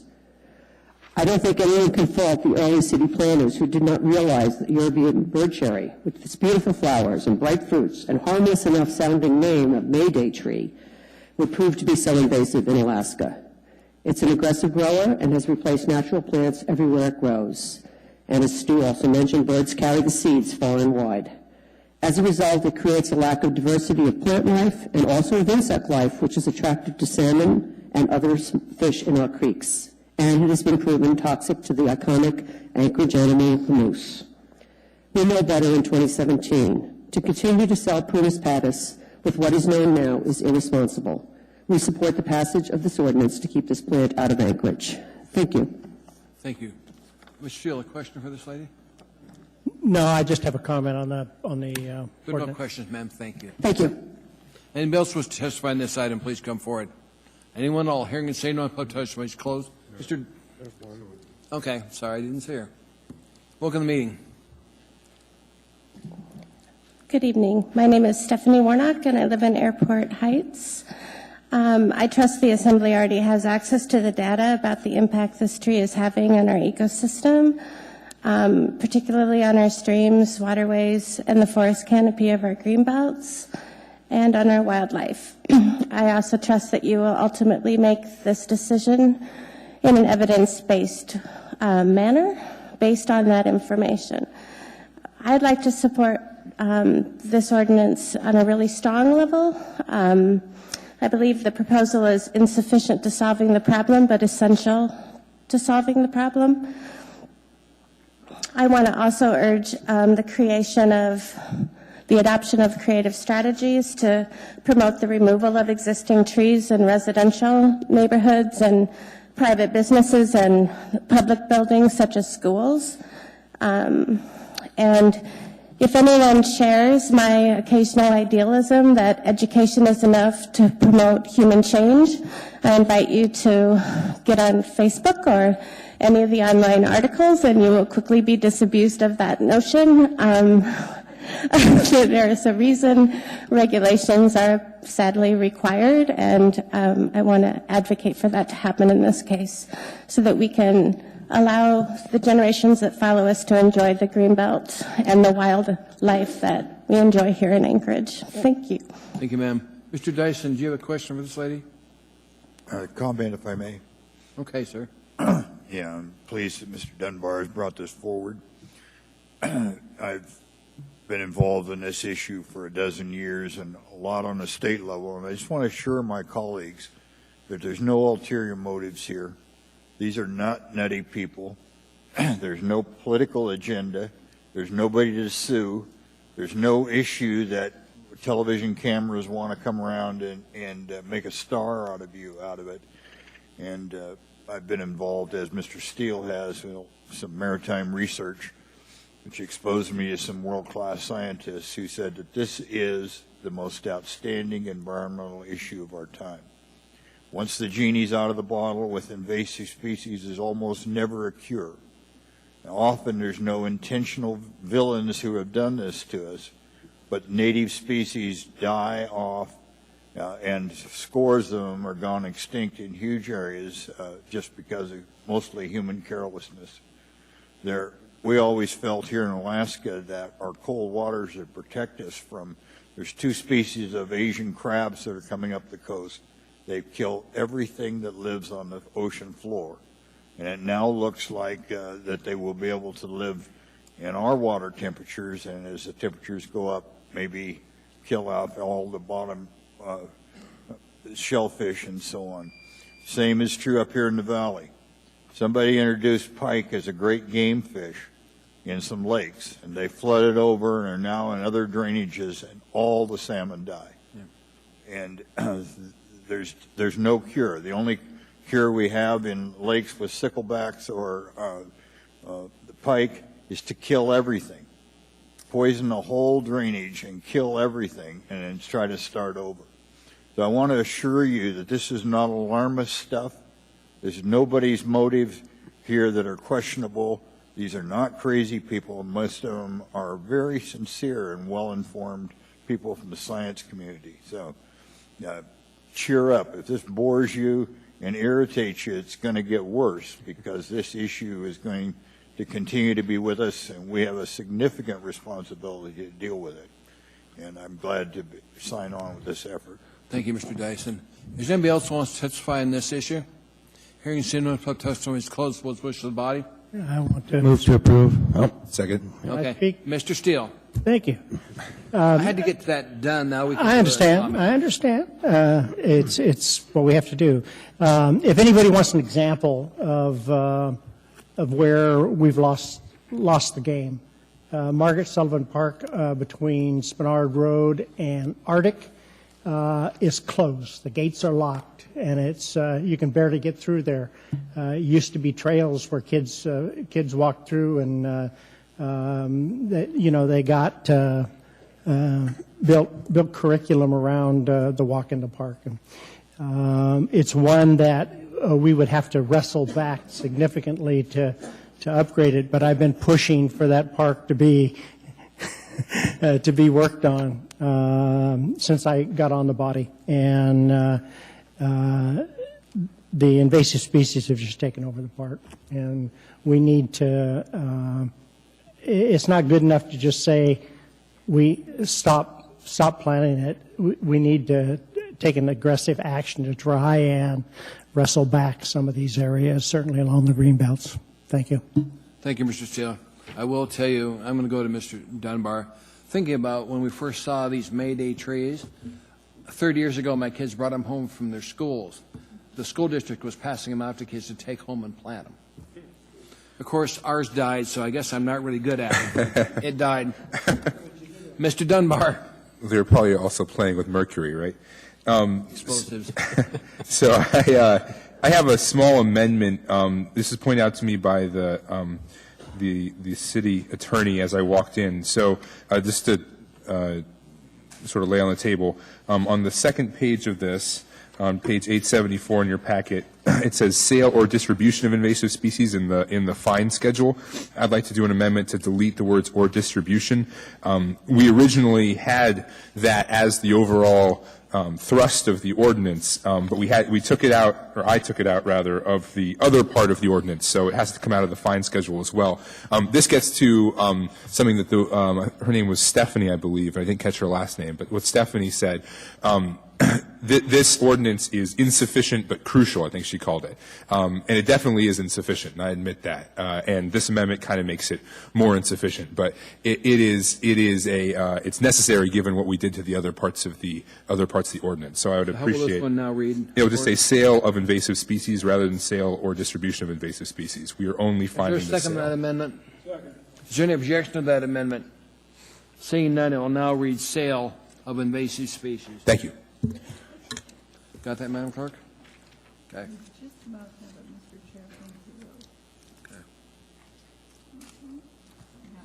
Okay. Any other comments from Assembly members? There it went. Now it's back. Mr. Whittleton, sir. Just a couple small things. Do you want to admit, sir, you've got one in your backyard? I will fess up in the course of my things. It's a conflict of interest, sir. Perhaps. I won't sell it to anyone. Yeah, that's distressing. I really like that tree. It looks great. In my neighborhood, these are very, very common. I know the city planted them up and down Independence, and they're gorgeous. So it's really disappointing to hear they're bad news, but I guess we have to deal with it. But the invasive species issue is not new. I mean, my kids, when they're very young, we had some patches of land in Bicentennial Park and near the house where we were pulling up bird vetch and white clover, and it was just our thing, and we do it every year. And I know we were a small piece of thousands of people doing that kind of thing. So when I look at this, I mean, it seems very, very small with a very big issue. So we have a new section of code that just deals with this. Is there, I guess Mr. Dunbar and others, are we on the verge of getting a much longer list of plants and so on that should be on this in this section of code? Mr. Dunbar? I would say that I am not currently doing that kind of research. I mean, I know the state has a much longer list of invasive species. They don't have these on there yet. So I think the intention here is to first target this particular species or these two species, but also have a place in code where we could slide in more species if we feel action is necessary and the state hasn't taken action for one reason or another, or we just want to do our own enforcement. So I think you raise a good point. I mean, but I do think one of the, it wasn't something I set out to do, but now that we have created this additional section of code, I do think it's a tool we can use going forward. Okay. And I have one other point too, and I'm not sure, I see Mr. Whitfield's here, but I believe in Title 21 we have some reference to not planting invasive species, and maybe we use the state's list, but I don't know, maybe Mr. Gates or someone. Do we need to change Title 21 and make a reference to this section of code as well? Probably be in the landscaping section of Title 21. Maybe not tonight, but later. Mr. Gates, I think, can have the time to take a look at it for us. I think you're Okay. right with that. Anyway, well, I will support this. Now I understand I have a crazy, dangerous, living dead tree in my backyard. We're thinking of chainsaw and a flamethrower. See if that'll get it down. Mr. Peterson, sir. Well, thank you, Mr. Chairman. And I want to thank my colleague from East Anchorage for bringing this ordinance forward. It's a first step. We've got to start somewhere. So if we stop selling these trees, fewer of them will proliferate around town. But obviously, we need to do more than that to effectively reduce the spread of these trees. So I think the official name of this ordinance should be the Forest Deforestation Bill, and we need to get people out there with chainsaws and start cutting these things down and figuring out where to haul them so that they don't just continue to spread the way they have been. So, Thank you, sir. it's the start of a process, I guess. For those of us that think the cottonwood should go too, especially when we have summer in July here, when the white stuff starts flowing. Mr. Constant, sir? Yeah, so the part that seems most to be missing from this is the section on bounty hunting, because it seems like that's next. That's cute. Ms. Dembowski, ma'am. Thank you, Mr. Chair. And like you, I just had a cottonwood tree removed from my yard. I feel your pain. Tore down, we moved in our house 35 years ago. Yeah, I feel your Came pain. I have a couple of questions, if I can, to whomever might be able to author it. So through the discussion, my understanding is these plants, if you want to call them that, and trees, are not yet listed on the state as an invasive species. Mr. Dunbar? That is my understanding. I don't know if Tim Stallard is here. He was going to testify. I don't think he came, and Josh Durand asked if he could be excused, so he is not here as well. But that's my understanding, that they're not yet listed there, but I admit to not being a biologist, so I might be mistaken on that. Okay. And, you know, I don't want you to be offended by this, and I don't mean it in an offensive way. I have a really hard time, because I'm not a botanist, nor am I a biologist, just passing law based on, trust me, these are bad for you, or these are bad for us. While I was sitting here, I didn't mean to be rude, and I don't want anybody to think I was being rude, but I was Googling and looking on the Alaska Department of Fish and Game's website trying to find information specific to these types of trees, and I couldn't find it. I found some news articles talking about them, but I'm feverishly trying to go through this process. So did I miss the boat somewhere on work sessions where we had botanists or biologists? Yes. We did. We had a work session on this, and there was actually a fish and game biologist there and a number of other biologists there that were talking about this. Okay, so, because I obviously missed it. So, it was a while ago. I moved it out because of my Mongolia trip. It was a month and a half ago or so. Oh, see, I was looking in July, so that's probably why. So can you tell me, Mr. Dunbar, from the state's perspective, this was a state biologist that was there? I'm trying to remember. I think there was a state biologist there. There were a few people. There were some people who were in the private weed control sort of industry as well. There was our own Parks Department. I'm fairly certain there was a state biologist there. It was a state forester, Jim Rankert. Thank you. Okay, so if somebody could give me, because, you know, here's the thing. I personally think Mayday trees are beautiful too. So I can appreciate Mr. Weddleton's comments about near Independence Park. And I think invasive species, you know, what I'm most familiar with are either Alodia or pike. Those are the things I hear about a lot. But when it comes to this particular issue, what movement has the state made? If this is a major problem, I would assume the state's making a move to actually list these as an invasive species. Have we seen evidence of that? And do we expect, or is the state just waiting for us to take action they're going to follow? I'm trying to understand, you know, how big of an issue this really is. Yeah, I can't comment to that. I'm not sure why the state hasn't moved forward on this, or, you know, if they have any plans to. Okay, thank you. Thank you. Mr. Dunbar, anything else, sir? I guess one other thing to note about this, originally this ordinance included another species that's also sometimes referred to, I think, as Mayday, but it was Prunus, I'm going to mess up the name, but Virginiana or something along those lines, that is also very common in Anchorage, but doesn't spread in the same way or nearly as fast. It spreads through its root system rather than through the cherries and the birds, is my understanding. So that came out of here. Because we had some public comment and pushback on that particular species. That's another one that isn't listed by the state. And I think this ordinance works because it is narrowly focused now on something that there appears to be a scientific consensus in the state that it is invasive. Now, you're right that the state hasn't gone and listed it, but I would be willing to bet that has to do more with their own constraints in terms of staffing and enforcement and that kind of thing than it does whether they. Chris, do you have something, Mr. Constant? Okay, I'll cede the floor to I guess it's Mr. Dyson, Mr. Constant. Thank you, Mr. Dyson, sir. Thank you. To this question, I'm sure you'd be shocked to hear that the state has financial issues. And it's only been the last 7 or 8 years that the state has tried to get into dealing with invasive species. And with the triage that goes on there, Fish and Game has to put their efforts into the commercial fishing industry and the sport fishing industry.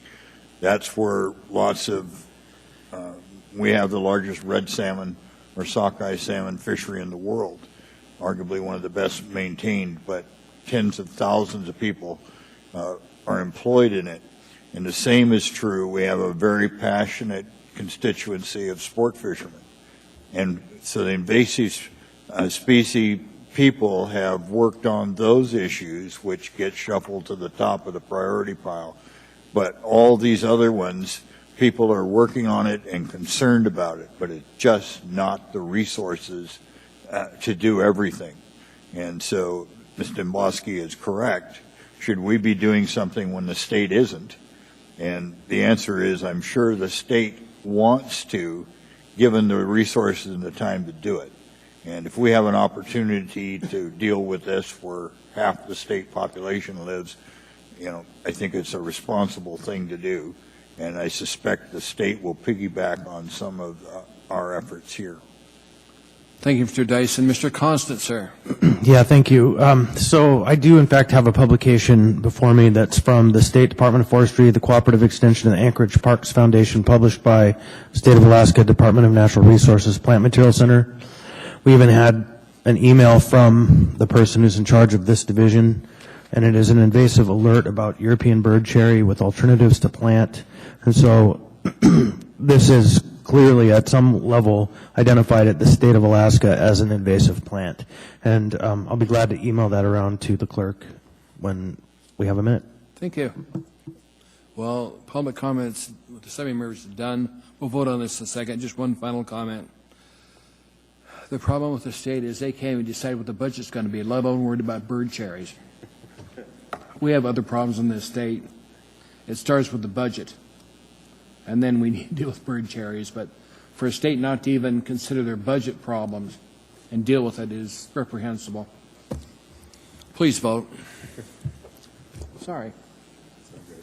Bounty hunters.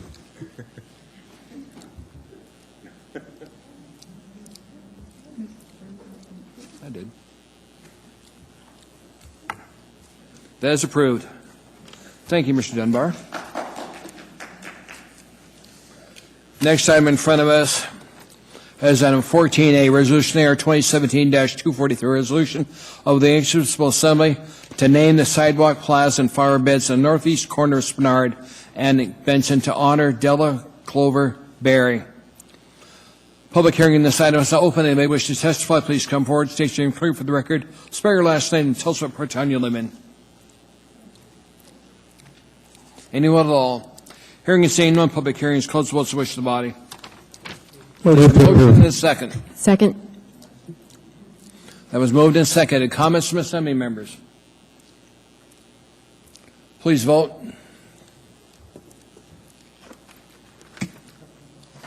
That is approved.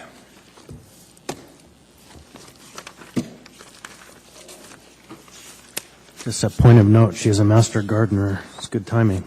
Well, I attend the community council, and they're really excited about this. She was a real stalwart in that community council, pushing gardening all the time. Next item in front, item 14B, Resolution AR 2017-244, resolution confirming the 2017 assessment roll and levying special assessments on services on properties specifically benefited in the Downtown Improvement District, Special Assessment District 1 SD 97. Public hearing on this item is now open. Anybody wish to testify, please come forward. State your name clear for the record. Spell your last name and tell us what part of town you live in.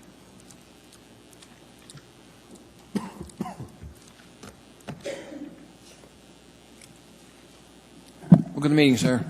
Good evening. Thank you. My name is Gideon Garcia, last name Garcia, and South Clatt neighborhood, but have worked in downtown for many years.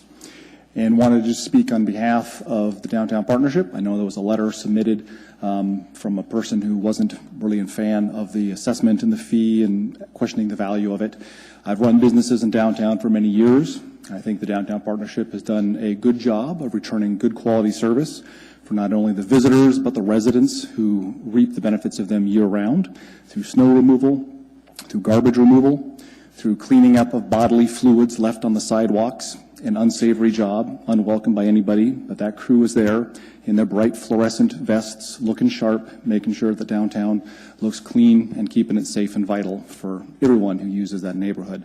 I've had employees who are very appreciative of the services of security escorts and walking and the ability to quickly respond when there was a troublesome person sleeping in the doorway or hanging out in the alleyway behind our building.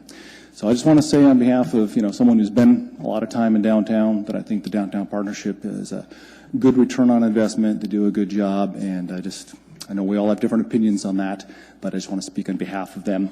A few numbers that I got from them. They've removed, on a yearly basis, 85 tons of trash, 12,500 pounds of ice melt deployed to help keep the sidewalks usable during the wintertime. Over 200 graffiti removals, 3,135 welfare checks on folks who might need a little assistance, and over 34,000 security checks as well. So I just want to speak in favor of them, and I'll cede the rest of my time to Evan here, who would like to speak as well next. We have a question for you, sir. Mr. Constant, sir? Just a quick question. Are you a member of the BID, the Downtown Partnership? The business that I ran in the past were and still are, I believe. Okay, thank you. Thanks for being here, sir. Certainly. Anybody else wish to testify, please come forward. Welcome to the meeting, sir. Thank you. Evan Tanner, Tanner. I work at the Anchorage Downtown Partnership. Just wanted to offer some background as to where the assessment money is going and how it's being spent. In 2015, 99% of that money was spent, of the assessment money was spent on clean and safe projects. And last year, 100% was spent on it. We have a third component, aside from clean and safe, which is the vital. And what we do to serve the summer solstice and other events around town is we will raise money through sponsorship, memberships into the Downtown Partnership, and contracts, fees in lieu, and additional funding. So that's how we fund that component. But our money, the assessment money from the residents, is going to clean and safe components. Question from assembly members. There don't appear to be any. Thank you, sir. Thank you. Anybody else wish to testify on this item, please come forward. Anyone at all? Hearing and saying none, public testimony is closed. What's wish of the body? I need a motion on this in a second. Move to approve. Second. Moved and seconded. Discussion from assembly members. Please vote. That is approved. For a little historical information for those that are relatively new, over the years we've gone to 100 people here testifying on this to absolutely no one. This has been a very successful program, but it took a long time to get it to this point now. Some people just didn't understand what we were doing assessing them. So my congratulations to everybody involved. It's a successful program. Dick, on that note, there's some conversation about ways for them to grow that you might be seeing in the near future. So just as a brief warning. Next item in front of us is item 14C, Ordinance AO 2017-106, ordinance amending Anchorage Municipal Code, Chapter 12.15, Real Estate Taxes, to add a new section 12.15.065, authorizing a residential real property tax penalty waiver if specific conditions are met, retroactive to June 15th, 2017.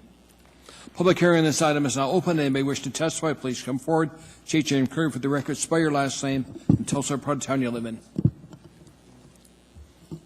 Anyone at all? Hearing and saying no, and public testimony is closed. What's the wish of the body? Move to approve. Second. Ms. Dombowski, ma'am. Thank you, Mr. Chair. I just want to thank the administration for bringing this forward. When you look at an ordinance like this, what this allows us to do is inject a little bit of common sense and some really management tools for those that are running our city. When somebody has a significant life event, whether it's you were in a coma for 4 months or whether you had a family death, this allows the municipality to take those things into consideration and waive certain fees and whatnot. And I just think this goes a long ways to serving the public. And I think that's what we're all here to do. So I appreciate tools like this as they're employed. I have full faith and confidence in many that run our municipal departments. And I think there's an appropriate level of oversight here. So I just want to say thank you for bringing it forward. I really like this ordinance. Any other comments from assembly members? Say none before we vote.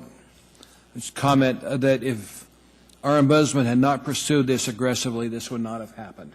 This was because of complaints filed with the ombudsman's office and their action to work diligently to make sure we have this commodity, because there are some people that, for whatever reasons, have a life-changing issue, and they were being taxed, even though they were in the ground now. So I appreciate Darrell for working on this, administration for working with him.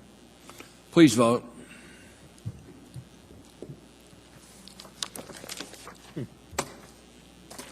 Item is approved. Next item in front of us is item 14D, ordinance 2017-102, an ordinance authorizing a long-term lease between the municipality of Anchorage as lessor and Paramount Investments LLC as lessee of Lot 7C, Block 2, Merrill-Field Replat Edition, Number 6, located between runway 0725 and 5th Avenue, Merrill-Field Airport. Accompanying a semi-memorandum with it, AM 547, 2017. Public hearing on this item is now open. Anybody wish to testify, please come forward. State your name, for the record. Spell your last name. Anyone at all? Hearing and seeing none, public testimony is closed. What's the wish of the body? Move to approve. Could I get a second? Second. Moved and seconded. Comments from assembly members? Please vote. That is approved unanimously. Next item in front of us is item 14E, ordinance AO 2017-103, ordinance authorizing the acquisition of real property at 1535 Orchard Street, legally described as Lot 7, Block 40, third edition, to the town site of Anchorage, PID 003-141-06, for an amount not to exceed $400,000 to Merrill-Field Airport. A semi-memorandum accompanies it, AM 548, 2017, and I think we've got it over, let's see. I think that's all we've got on that one. And laid on the table one, too. 14-2. Let's see.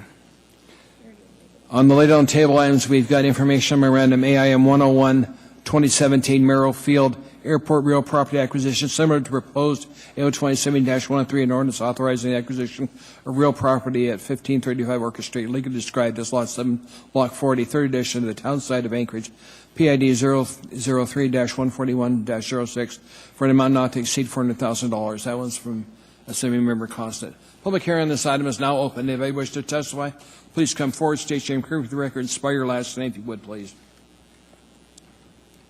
Anyone at all? Hearing and seeing no one, public testimony is closed. What's the wish of the body? Move to approve. Second. Now, do I move to amend presently, or do we vote? Yeah, okay, so I move amendment, Constant Amendment 1. Second. The purpose Moved and of seconded? the amendment is It's in your yellow folder. Yeah, it's in the yellow folder. It's yellow highlight at the top. To add language that would state that in the whereas part of the document that Merrill-Field states the intent that after the acquisition of the parcel, they'll remove the cottonwood trees on behalf of the chair of the Economic Development Committee and structures, including buildings and the retaining wall, and then maintain the parcel as undeveloped open space. Further, there's an addition of on the terms and conditions described in the attached memorandum, which is not my laid on the table item, but it's what's in your packet. And then following the rules and guidelines, the parcel should remain clear of any runway protection zone, non-compatible development.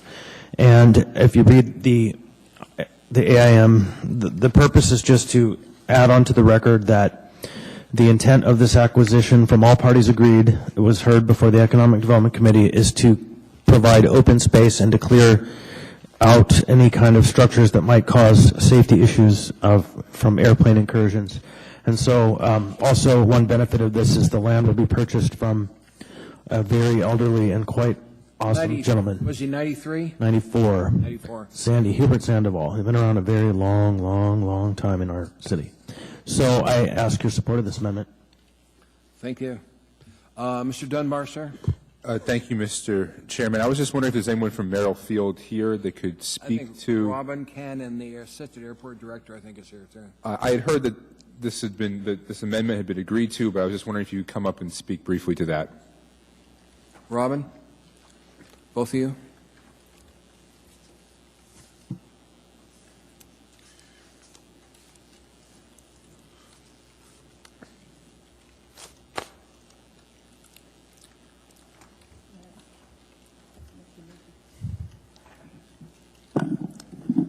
Mr. Dunbar, to Mr. Chair, Mr. Trainee. My name is Alex Jumawas. Last name is Jumao-AS, and I'm the Assistant Airport Manager. This acquisition is fully funded by FAA, and FAA has the support, just like the acquisition that we have 6 years ago, one block north of this property. So this property is a willing seller and willing buyer. So any property that is adjacent to the airport, which is part of our master plan, FAA has the support that we are going to acquire this for the benefit of the airport compatible use.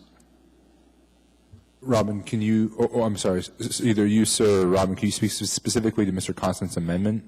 Yes, through the chair, Mr. Dunbar. We were at the Mr. Weddleton's committee meeting. We did discuss it there.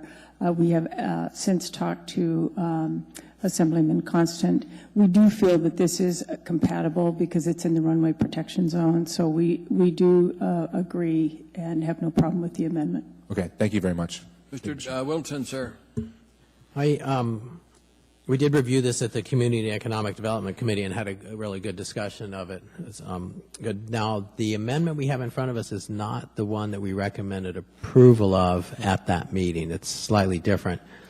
I wonder if Mr. Constant could just speak to the differences. Yeah, so everybody can agree until you get to the attorneys. And what happened is the attorneys had a difference of opinion, both our council and the municipal attorney's office, that the original language was a reach across the power of the assembly and right into the office of the mayor, and it wasn't proper.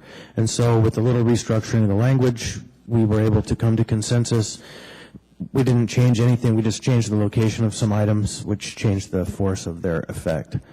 And I personally feel this does what needs to be done, which is create a record that says this is the intent, and with the AIM behind it, with the communication from Merrifield's director, it's in his words, so it makes it really clear, I think. Okay. Mr. Wilson, just maybe you could, so your particularly section 2 had referred to being park and open space. Now it's just in the whereas, and the current section 2 says remain clear of any runway protection zone non-compatible development. Is that essentially the difference in the wording? Yeah, and you know, they in the future could come in and put in a road, but it's not really compatible for a road at that site. It would be hard to put in a building in a runway protection zone according to the FAA's rules. And so through Dean being very diligent at helping me in my thick head to understand, I'm pretty confident that what we do here did what we talked about on Thursday last week. It just does it in a way that doesn't offend the kind of rules of order. Okay, thank you. Thank you. Mr. Steele, sir. This is a safety issue as far as I'm concerned. It's extremely difficult for an urban airport to, to maintain security zones when the city grows up around it. This particular spot is a beautiful spot. It'd be a great place for a house, but it also is just off the runway, the approach area, and if this does not restrict that, I'm not sure of the need. Give me a little bit more argument for why the changes are necessary.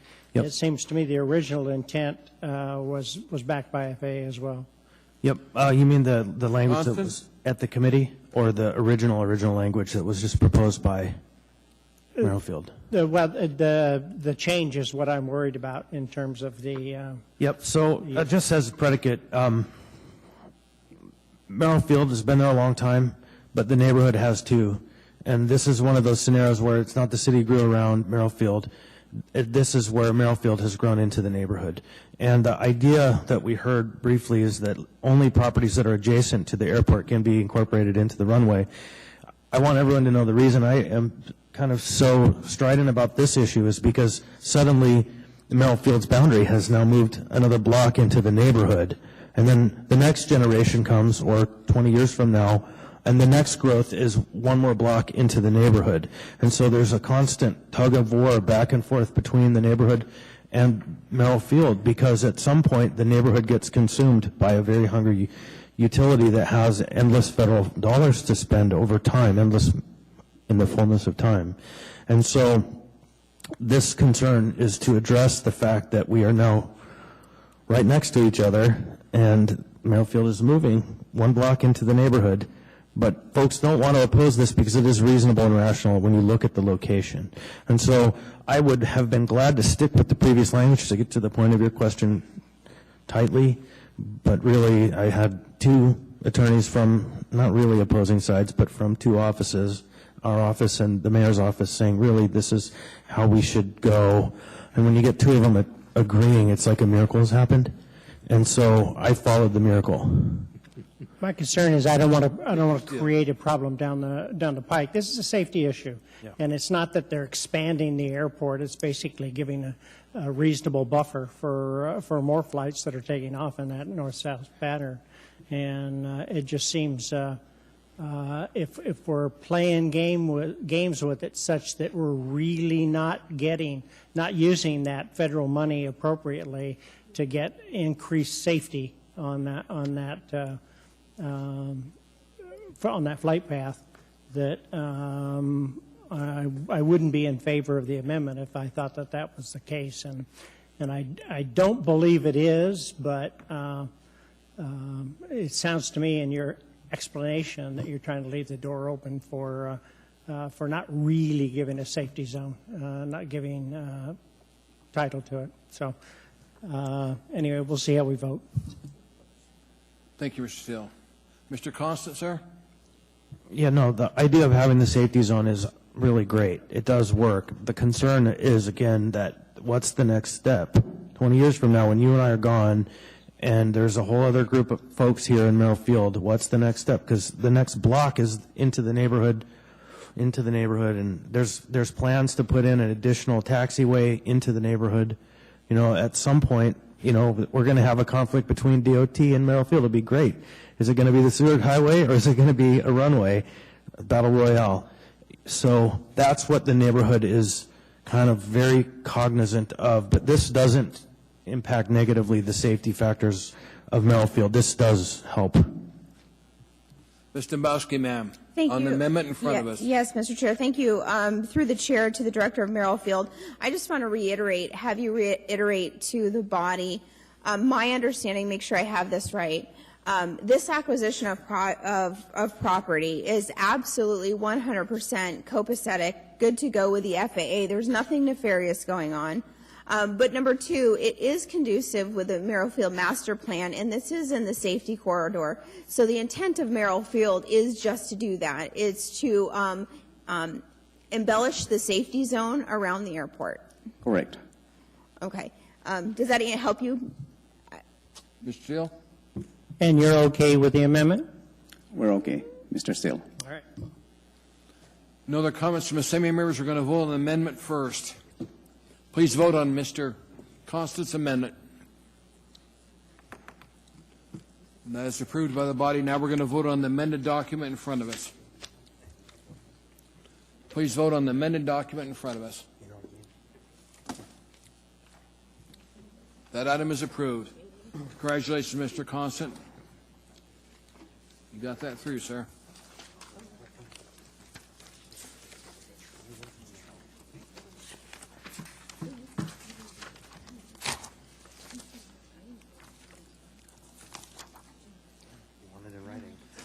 The next item in front of us is item 14F. The administration asked this to be postponed indefinitely, but since it's set for a public hearing item, I've got to open the public hearing. Move to postpone indefinitely. I have to open the public hearing first.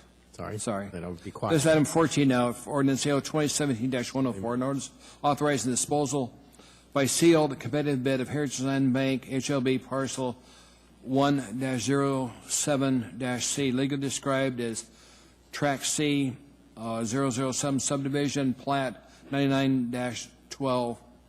Public hearing on this item is now open. Anybody wish to testify, please come forward. Understand the administration has asked to have this postponed indefinitely. Hearing and saying no, testimony closed. What's the wish of the body? Move to postpone indefinitely. Moved and seconded. Ask unanimous consent. Madam Clerk, we postpone that item indefinitely.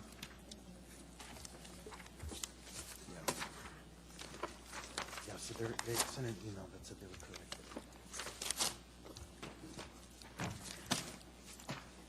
Get down to where we're going now. Oh, gee. There it is.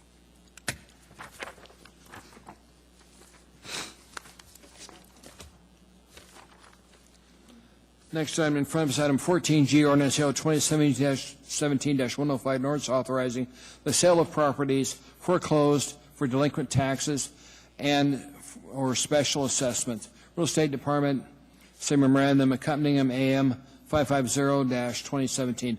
Public hearing on this item is now open. Anybody wish to testify, please come forward. State your name, clear for the record, and tell us what part of town you live in. Anyone at all? Hearing saying no public testimony is closed. What's the wish of the body? Move to approve. Mr. Dombrowski, ma'am. Thank you, Mr. Chair. I think whenever we have property foreclosures in front of us, I don't know about others, but to me this is one of the most somber and sad things we do. Effectively, we take property from people because they don't pay their taxes.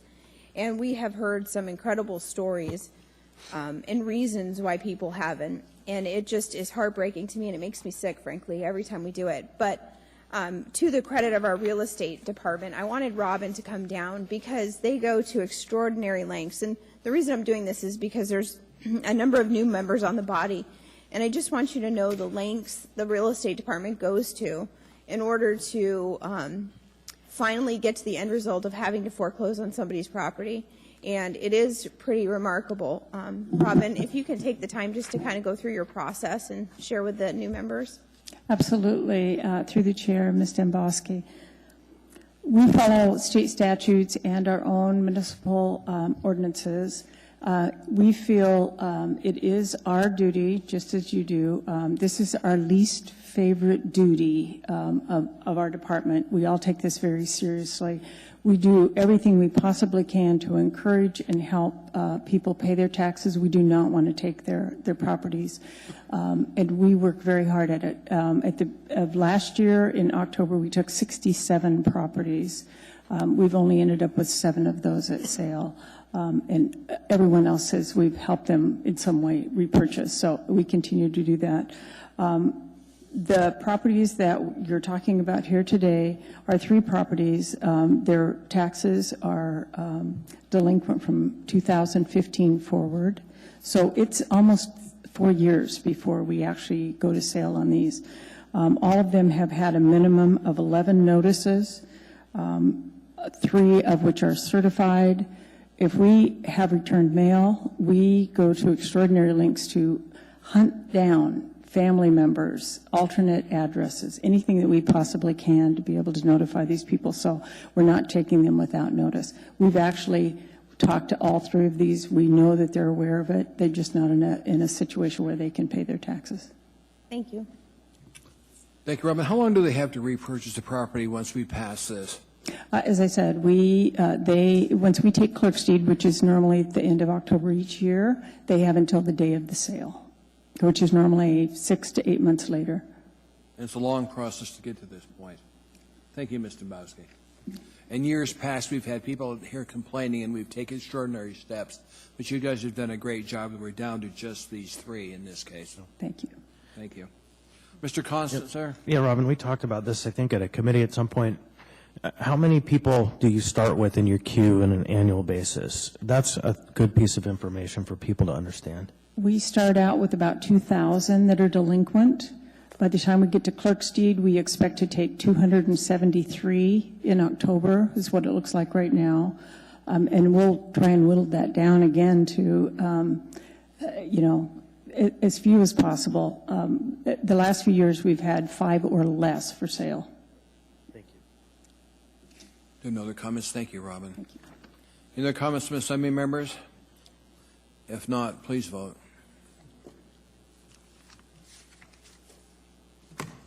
That item was approved by the body. Next item in front of us is item 14H. Ordinance AO 2017-108, an ordinance amending Municipal Code subsections 21.04.060D and 21.10.040F.3 to correct a technical error in the PCD and CE-PCD zoning district standards, Office of Economic and Community Development and Planning Department. Public hearing this item is now open. They may wish to testify. Please come forward. There's also an accompanying memorandum with it, 553-2017. Anybody wish to comment, please come forward. Anyone at all? Hearing seeing no one, public testimony is closed. What's the wish of the body? Move to approve. Second. Comments from Assembly members? Mr. Wilton, sir. We looked at this fairly carefully at the Community and Economic Development Committee meeting last Thursday, and we recommended approval. Thank you, sir.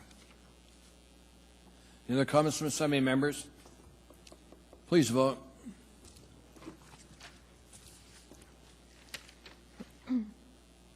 That item is approved. Next item in front of us is item 14I. And accompanying 14I also, there's a late on the table item. You'll see over there is 14I1, a same memorandum AM 564-2017A, property purchased with Vera Whole Health Vera for the municipality of Anchorage, MOA, Employee Relations Department, ER $10,851,402.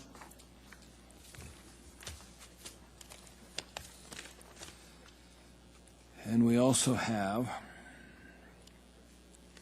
on the regular agenda, so we're going to move the S version when we get around to it, or that version.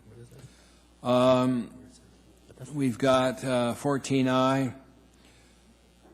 AM 564-2017, property purchase from Vera Whole Health, Vera for the municipality of Anchorage, MOA, Employee Relations Department, again, $10,851,402. Public hearing on this item is now open. Anybody wish to testify, please come forward. State your name, curve with the record, spell your last name. Tell us what part of town you live in. Hearing and seeing no one, public testimony is closed. What's the wish of the body? Move to approve. Second. Mr. Constant, what you guys were moving was the version we have and the late on the table items. Yep. Want to make sure we get that clear. Thank you, Mr. Chair. I will. Mr. Constant. Yeah, thank you. So sat through the committee meeting or the work session on the topic, and it was very enlightening. And I spent 45 minutes of my own time looking for horror stories of Vera Home Health or Vera Healthcare, and either they have an extraordinary marketing department that knows how to work the internet, or they are a really good company. And so I look forward to seeing their operation develop. Thank you, sir. Mr. Rivera. Thank you, Mr. Chair. A couple comments, but I just wanted to make a quick note for the public so they're aware of the difference between the version in our packets and the S version. It's somewhat de minimis, but the estimated savings over the initial 3 years originally was set at $11.28 million, and the S version has $10.927 and change million. Just wanted to make sure the public was aware of that, since you don't have the late on the table version. I just wanted to commend the administration. This is, I think, a really forward-thinking proposal, and with the right incentive, we could end up seeing large savings in the long run. I'm supportive of the concept, and I'm willing to give it a try. Thank you, Mr. Chair. Thank you, sir. Ms. LaFrance, ma'am. Thank you, Mr. Chair. I am also in support of this. Not only does it have the potential to be very cost-effective, but also to improve the quality of life for employees, and to, through emphasizing prevention and early intervention. So I'm in full support. Thank you, ma'am. Mr. Dunbar, sir. Thank you, Mr. Chairman. I missed the work session on this, unfortunately, and so I didn't get the level of briefing the rest of you did, but I'm a little bit familiar with what they're doing, what they're trying to do, and I just wanted to echo what my colleague said. I really appreciate the efforts of the administration in this regard, and the school district as well. There's this perception, I think, out in the public that government is growing, that the city of Anchorage, the municipality, the costs are going up. But I don't think there's an appropriate appreciation for the degree to which that's being driven by healthcare costs, that we're not seeing a growth in number of people or number of services. In many cases, not in all cases, but in many cases, the quote-unquote growth is actually just our budget being eaten up by increased healthcare costs. And it's kind of the defining challenge, aside from the state budget, of our time. And so, again, I really appreciate this approach, and I'm very hopeful that will lead to significant savings. Thank you, Mr. Chairman. Thank you, sir. Any comments from Assembly members? Ms. Dombowski, ma'am. Thank you, Mr. Chair. I have watched and listened as this discussion has come forward, and being somebody who spent a career in healthcare, I find it to be interesting. It piqued my curiosity, and I approached it with an open mind.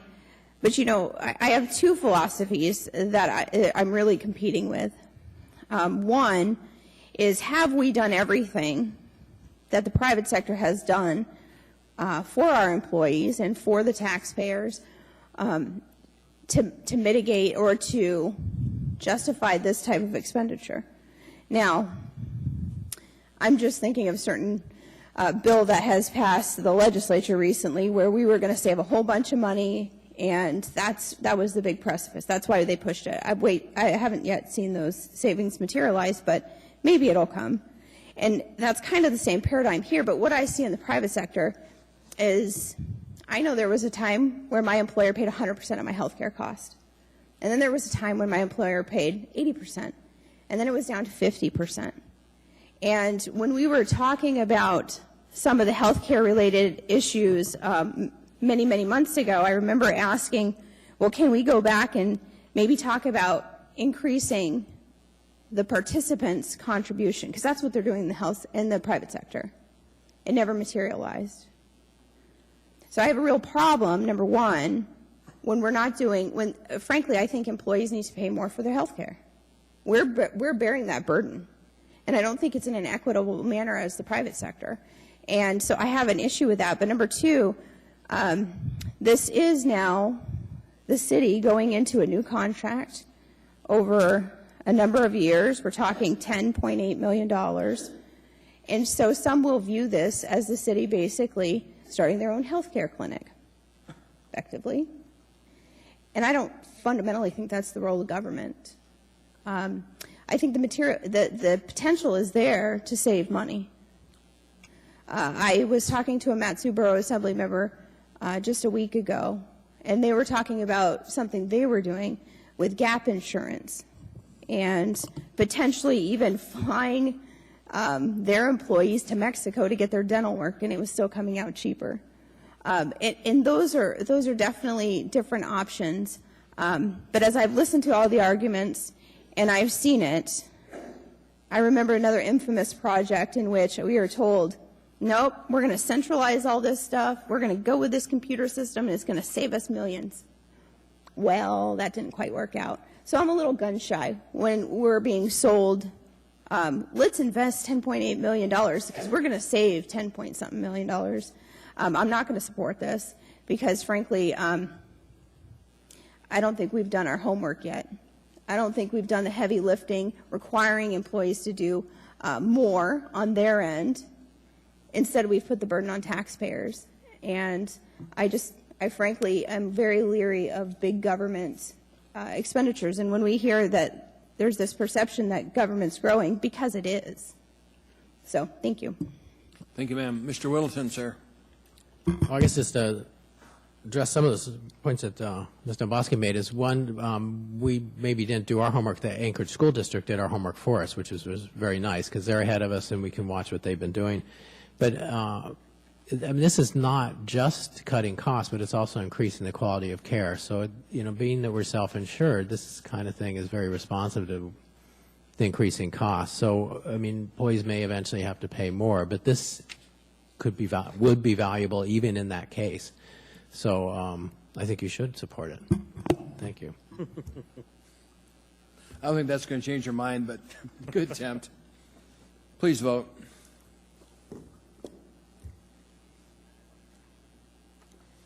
That is approved. The vote was 8-2.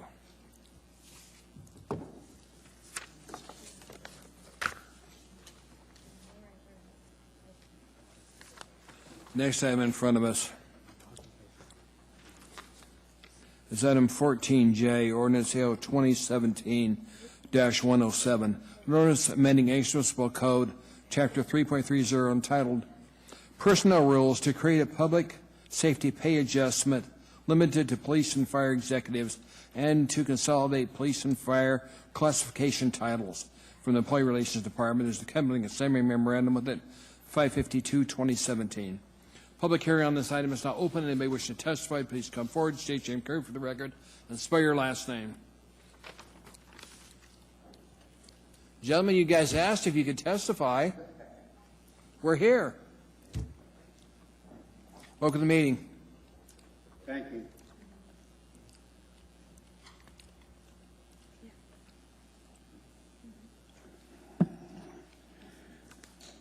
I want to say, my name is Reverend Dr. William Green, Greene. He is in the Field Baptist Church, and I also chair the Anchorage Community Police Relations Task Force.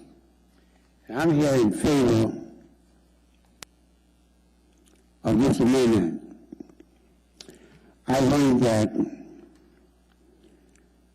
we should not be slothful when it comes to paying people for an outstanding job. And I would like to ask the Assembly to make sure that, if all possible, that we'll pass this. Now, this thing done, I think 20 years ago, we talked about when chief come aboard his family, okay? I went to a meeting, I think, about 1995, and the new administration took away the uniform new police chief. And I had to sit in on a interview where it said that if this individual took a job, it would be a $23,000 deduction. I think the chief's salary at that time was $120,000. And Mayor said that asking for a cut, okay? And this guy was offered $90,000. $120,000. How do they expect to maintain security and the welfare of this city? You ask the man to take a job and a credit $30,000. And I would like to see some stability when it comes to police chief or whatsoever, pay them what they deserve. Now, Tyrone came for an interview for the job, and he was drawing $130,000 at Homeland Security. All right? And they're saying, if we take the job, and I said he on this interview, you know, why he said the chief job, and he got $130,000, and it cut down $90,000. That doesn't make no kind of sense. And so I would like to see us coming to the 21st century and paying a man what he and what they deserve. And I support paying people and pay for quality. You live free life. And so that's where I stand, and I would like to say, please be positive on this movement. Your time is up, Reverend Green. Thank you very much. Thank you. Appreciate it. Welcome to the meeting, sir. Hello. I'm Victor Marbury. It's M-A-R-B-U-R-Y. I'm in the College Gate area. I'm in favor of what Pastor Green has said. A person is worthy of their hire. Anyone that diminishes someone's wages should be temporarily in agreement with the person, not like your husband giving up his promotions and things of that nature. That's an individual thing, but each job should have their price set, and anyone's willing to do the work is worthy of that hire. That's what we think. And I'm in favor of this amendment. So, okay. Thank you, That's sir. basically it. Appreciate both All your right. testimonies on this item. Any questions? Yes. Oh, if we have questions, we'll tell you, Dr. Green. Anybody else wish to testify on this item, please come forward. Anyone at all? Hearing and seeing no one, public testimony is closed. What's the wish of the body? Move to approve. Second. By the way, there's also an accompanying on the addendum agenda. There was item 14J2, same information memorandum, AIM 99-2017. I want you to know about that. Ms. Dembowski, any comments, ma'am? I didn't even have my button pushed. You just know. I know your button. You know my buttons. I would like the internal auditor to come forward, please.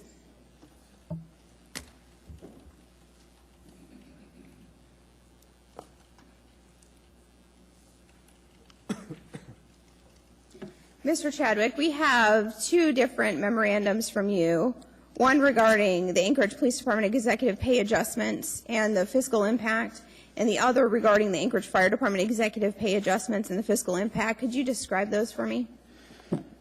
Yes. Ms. Dembowski, through the chair. We have one for the Fire Department for executive pay adjustments, and that includes the chief and the deputy chief. When we priced that out for the remainder of this year, there was a total incremental cost increase of about $49,000. So, Mr. Chadwick, that is going on 5 months. It's July 31st to December 31st. Correct. So a 12-month, just doing the quick math, per month that would give us $9,848. But for a full fiscal year, we could expect about $118,176 if this was fully applied. For the full fiscal year, Ms. Dembowski? For a 12-month period. For the 12-month period, it'd be about $89,000. Wait. How many? Is my math off? Because this is what you gave us for the $49,000 is only 5 months out of the year. It's not half the year. Correct, but you're including various taxes in those payroll taxes, so that changes the calculation a little bit. Okay. And for the police department? For the police department, we had the chief and 2 deputy chiefs. Mm-hmm. Those 2 deputy chief positions are currently vacant. We anticipated that they'd be filled.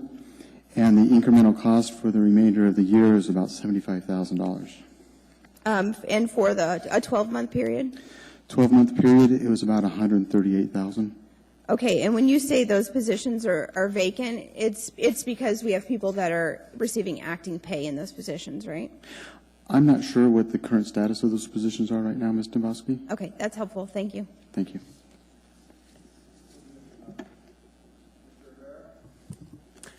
Thank you, Mr. Chair.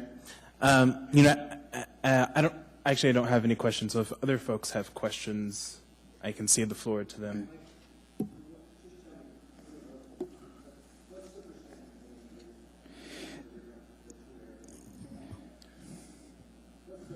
Pay increase for AFD and APD. The average for APD was about 37%. And Pay increase? Increase. And for AFD, it was about 35%. 35%. Average. Thank you, sir. Thank you. Mr. Rivera. Thank you, Mr. Chair. At first, this was a difficult decision to make considering our fiscal situation. But in the end, good management now, especially because we have, ironic me saying this, but we have a pretty young leadership in our, especially in our police department. Good management now would, in theory, keep us out of trouble in the future. And whatever the number is, $125,000 for the rest of the year total is an easier price tag to eat than millions in lawsuits in the future. So, for me, this is sort of a short-sighted versus long-term vision. So I'll be voting in favor of this. Thank you. Thank you. Mr. Dunbar, sir? Oh, Yeah, thank you, Mr. Chair. And I can see on your screen that Mr. Abbott wants to speak. I know, so but he's correct. not a Assembly member. I'll get down to him in a bit. Okay, I will. Well, I'd actually like to hear from him, and I apologize that again. I think I missed the work session on this because I was out of the state. But I'd like to hear a little bit more from Mr. Abbott about why this is Mr. Abbott? necessary. Because let me finish, Mr. Chairman, if you don't mind. You can. I believe we did something along these lines last year, correct? So we did something else that increased executive pay last year in these kind of positions. And why do we need to go back and do more? And what are these lawsuits that Mr. Rivera is referring to? Mr. Chairman, Mr. Dunbar, on those 2 points directly, I'm not aware of any pending litigation related to executive compensation at this time. I presume Mr. Rivera was thinking that the better our leadership, the less likely lawsuits are in the future. Last year, the Assembly took action at the administration's request on police and fire commanders, lieutenants and captains at the police department, battalion chiefs and assistant chiefs at the fire department. Those are so-called non-rep employees and not executives. So there has been no Assembly action related to compensation on these two types of positions, public safety chiefs and public safety deputy chiefs. No one can remember the last time there was. So in that regard, this is the first time the Assembly has considered a significant change in a long time. The administration brought this forward for one primary reason.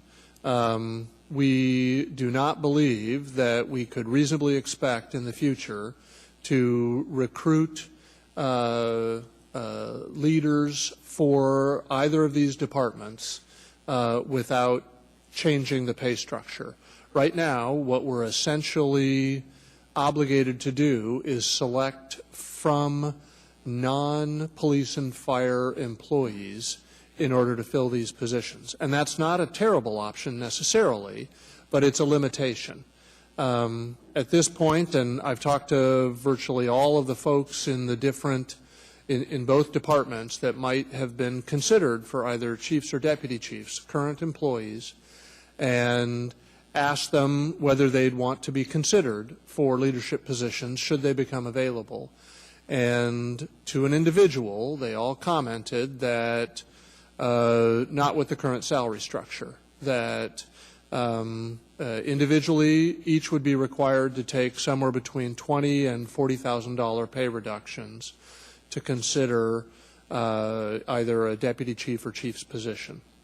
So in order to give any mayor the chance to consider employees from within the department for these types of positions, we felt it was important to create upper limits, not required salary levels, but upper limits for a mayor to consider or to take advantage of should that be required in order to recruit capable officers into these positions.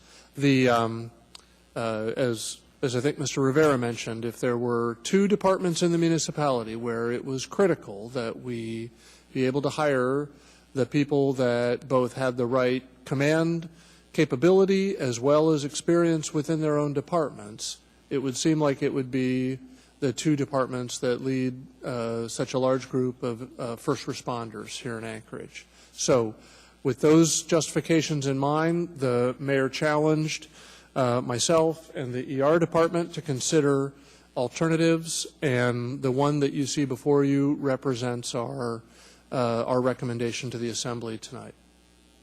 And we're happy to answer questions further into the conversation. Thank you, Mr. Abbott.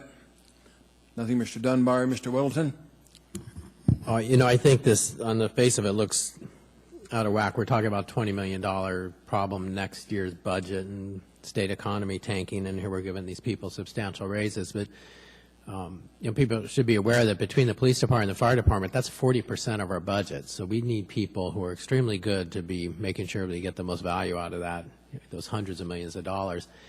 And, if we're having trouble recruiting good people for these positions, that's pretty much your sign that you need to look at paying people more. So on that, it certainly recommends approval of this. And then I also requested, I think we all got a list of kind of comparable cities and what they were paying their executives. And we are not out of line with these cities from the lower 48. And, cost of living is a little bit higher up here. So I'm comfortable that these pay rates do appear to be what is competitive and necessary for Anchorage to hire the best people for these extremely important parts of our government. Thank you. Thank you, Mr. Wilton. Mr. Constant, sir. Thanks, sir. So, a couple of things. Now, I thought that I heard at the work session that we're talking about a 5% increase over the represented salary. And so can you give me a little clarity on that? Because I think that's helpful to understand. Sorry, Mr. Chair, Mr. Constant. The recommendation from the administration is that the deputy chief classification in either department, that the upper limit for salary for those positions, currently of which there are 3, 2 at the police and 1 at fire, be set at 5% more than the current non-rep salary immediately below them. So for the police department, that would be captains. For the fire department, that would be assistant chiefs. And then that the chief's salary would be set at 10% more than those same comparables, so that there would be the opportunity, not the requirement, but the opportunity for the mayor at whatever, whoever's mayor at the time, to set salaries with that upper limit in place.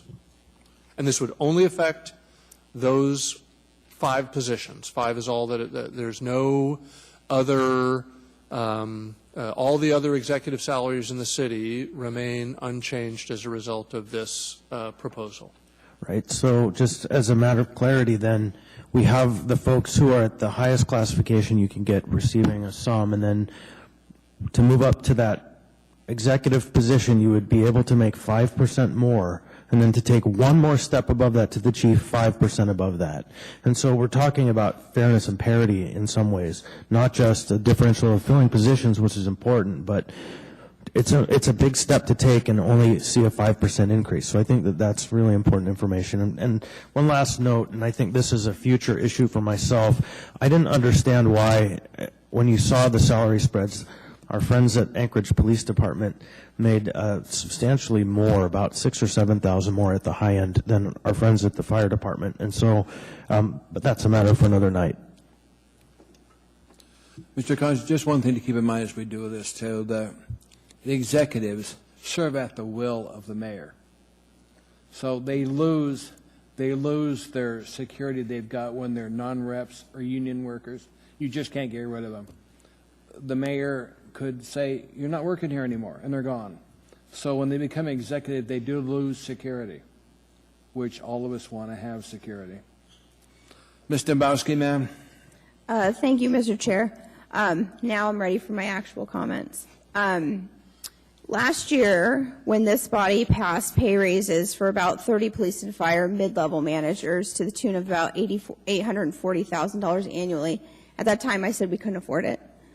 And I remember part of the discussion, now I'm going to speak specifically to the fire department side before I speak to the police department side.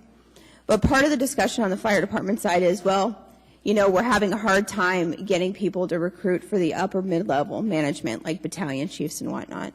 Now, I can tell you, I've been around this department for 18 years, long time. And we have never had a battalion chief spot not filled. Ever. We've actually had waiting lists for them. But there was one assistant chief position that they had a hard time filling. One. But we went ahead and gave people $20,000, $30,000 raises. And part of the discussion from Mr. Abbott was, well, we like to have a 10% gap between, the senior captains and the battalion chiefs and, those levels. So effectively what we did is you set up the problem yourself, because you gave those big raises last year, and then you turn around and say, well, we need to have this parity. And when I look at this, that's a big part of the problem. The fact of the matter is, Mr. Weddleton made the comment already, we're looking at a $20 million deficit. And when I look at raises like this, I'm wondering how many policemen we're going to have to fire lay off, how many firefighters we're going to have to cut. And don't think it hasn't happened, because I have a lot of friends on the fire department during the 80s that were actually let go. They had to go find another job for a year, and then they were finally rehired and are back on the department now. So it does happen. And the question becomes is, where do you prioritize? I personally don't buy the narrative that your senior level management always has to make more. I worked in corporate America. I hired people that had licenses and professional abilities that I didn't have, but I was their boss, and they made significantly more than me because that was what they chose. Right now, we have a fire chief who I love him. I think he's a great guy, but frankly, he's not qualified to do the job of some of his underlays because he's not a fireman, never has been a fireman. So you have to consider the professional licenses and abilities and experiences of those we hire. Is he a fantastic manager? Some would say absolutely yes. I think he has done good things with what he's had to work with. So you can't always use that argument. And when it comes to a lot of reasons why these guys will not take a non-rep job, it's specifically because it's a non-rep job. A lot of them will tell you, first of all, they like the Kelly schedule. They work basically 24 on, 24 off for about 4 rotations, and they have 4 days off. If you go to an upper level management, it's Monday through Friday, 8 to 5. They work 20, 30 years, 25 years on a Kelly schedule. They like having those 4 days off. And many of them will look at you and say, no way am I taking a political job. Because they just, it's not, you know, they're there to save people. They're there, they want to be public servants. They never got into it for the politics of it. So there's a lot more in it. And when it comes to the police department, you know, the thing that has been the elephant in the room for a long time, I mean, honestly, when you look at some of these guys, in APD, one of the things that drives me crazy, AFD did away with it years and years ago. Their overtime is based on seniority at APD. On AFD, it's rotational. So even the lower level people that make less money actually get a chance at overtime. But when you have senior patrol officers or senior level officers that are able to pad their high 3 for their retirement, that's a big part of the problem right there. Big part of the problem. Yet in the contract, we keep rubber stamping that seniority-based overtime. I mean, and you know, to AFD's credit, to AFF 1264's credit, years ago, they got away with it. They said, you know what, we're not doing that anymore. We're going to go to a rotational base.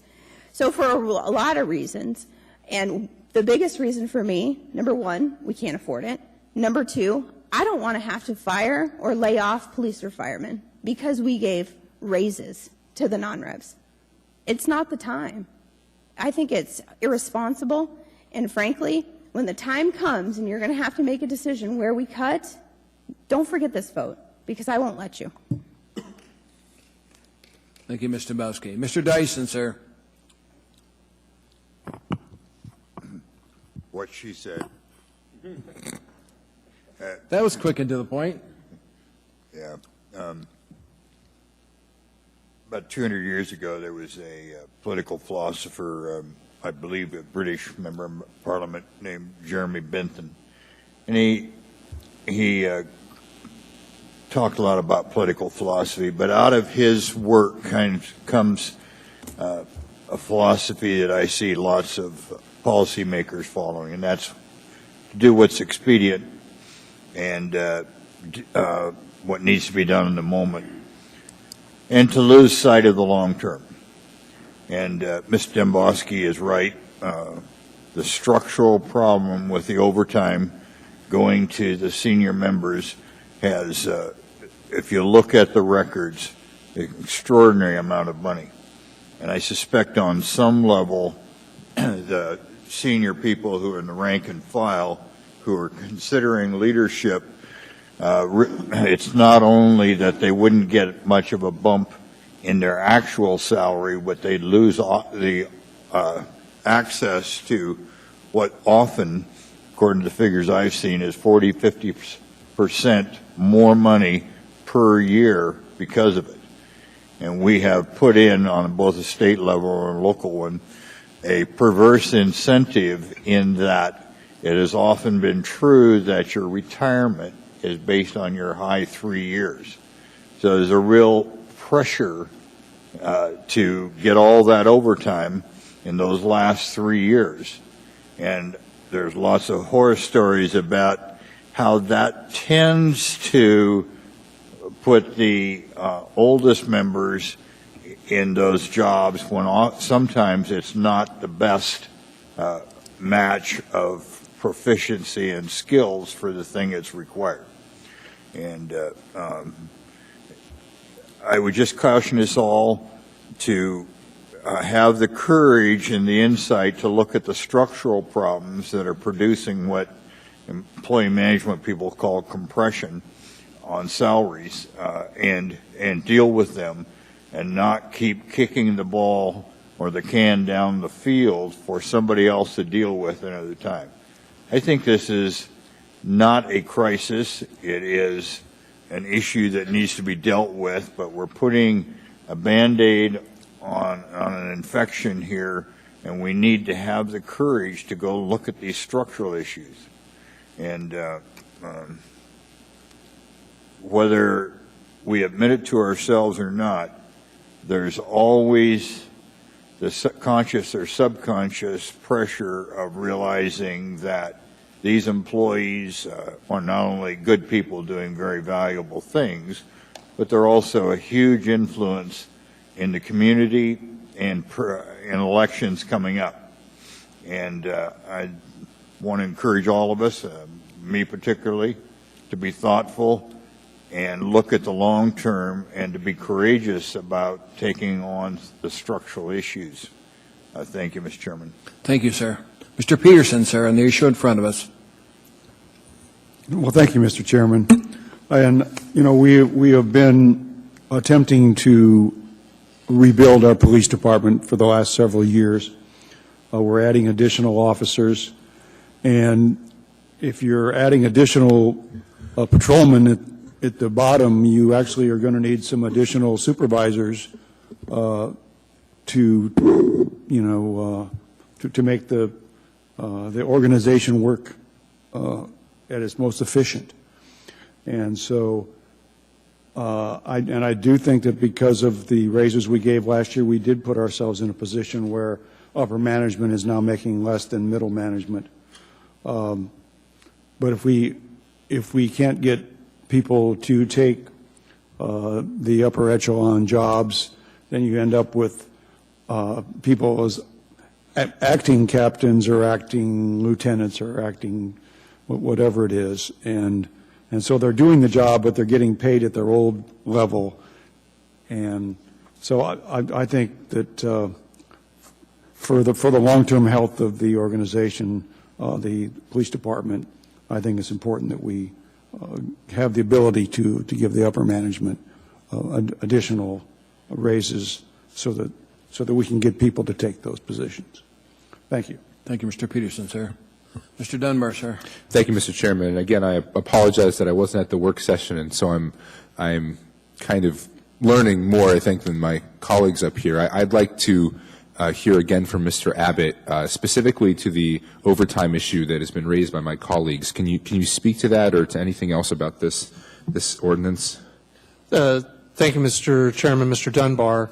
Yeah, if you take overtime into account, it'll, in the police department, police sergeants, senior police sergeants, still will currently earn an average of about $15,000 a year of overtime, roughly a 10% increase, a little more than 10% of what their current upper end of their typical wage is. In the fire department, the senior fire captain's average overtime is $30,000 a year. So that's averaged across all of the different, or all of the senior fire captains in the department. So at least in fire, unless the mayor gives the fire chief the very maximum allowed under this proposed ordinance, senior fire captains would still earn more in annual compensation than would the fire chief. So we're not going to fully address all of this here tonight with this proposal, but we will take a reasonable step towards creating a good financial base to incent folks to consider these positions. Thank you very much, Mr. Chairman. Anything else, Mr. Dunbar? No, that's all at this time. Thank you, Mr. Chairman. Any other comments from assemblies before we vote? Since there's no comments, I've got a few comments to make of my own. I'll be voting with you on this, Mr. Mayor, but this only sets a dollar limit. As to what you pay them is up to you. And when I see us sending a message out to public safety that we're going to cut public safety or asking them to cut 5%, be very judicious with what you're going to pay. We'll set the upper limit. I'll vote to do that. But, sir, you as mayor are going to have to make the decision what you want to pay those people. And keep in mind, your OMB has already asked the police and fire to take a 5% reduction. And I see us trying to put the assembly budget together. And we're making some real hard decisions there. And I know you're going to have to do the same thing very shortly, so please be judicious with it. Ms. Dombowski? Mr. Chair, I just want to say this because if we have either of the chiefs from the police department or the fire department go back and watch this, I don't want them to interpret some members' comments of we have to pay more so we can get good help to interpret to mean we don't think they're going to do a good job or they're doing a good job. I personally am a fan of Chief Dahl, so I think, if you heard that, I'm sorry. I don't think that's what they meant. I think we have good leadership right now. And I don't think we have to, I don't think there was an inference meant that we don't. I hope there wasn't. I don't think there was. There wasn't an intention of any of us to do that. It's just that we all know the monster that's coming in the room, and that's this 2018 budget ahead of us. Partly because the state is completely abrogated the responsibility when it comes to money coming down to the cities across the state of Alaska. We can't push any other place. We're going to have to lay our employees off. So that day is coming. So please vote.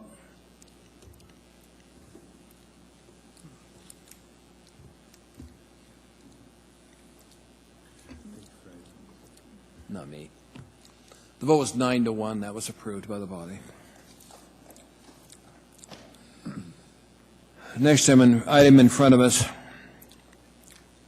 is item 14K, ordinance AO 2017-98, an ordinance of the Anchorage Municipal Assembly amending Anchorage Municipal Code, Chapter 3.97 to require consideration of traditional Dena'ina names for the official names of public spaces and amending that chapter and AMC Section 4.60.090 to be more inclusive by changing the panel name to the public naming panel. Public hearing this item is now open. They may wish to testify. Please come forward, state your name clearly for the record, spell your last name, and tell us what part of town you live in. Hearing and saying no testimony is closed. What's the wish of the body? Move to approve. Second. Okay. Mr. Dunbar? Thank you, Mr. Chair. So I brought forward this ordinance, and I appreciate Mr. Assemblymember Dyson signing on as a co-sponsor. Much of what I'm going to say, I'm going to keep it short because a lot of it is in the memo and is in the whereases.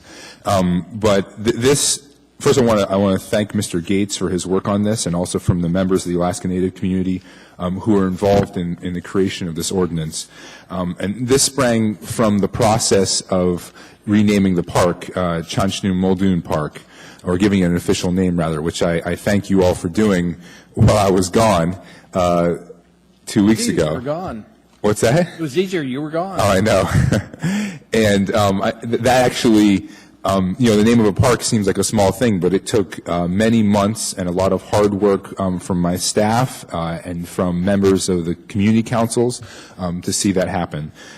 So, during that naming process, we realized that there wasn't a formal place in our current code that acknowledged original indigenous names for public places. And the short title here says Dena'ina, but actually the language of the text says Dena'ina or other kind of Alaska Native names, because we're a very large municipality, and I'm not an expert, I'm not an anthropologist, and so there may be parts of the city where another indigenous name is more appropriate than the Dena'ina.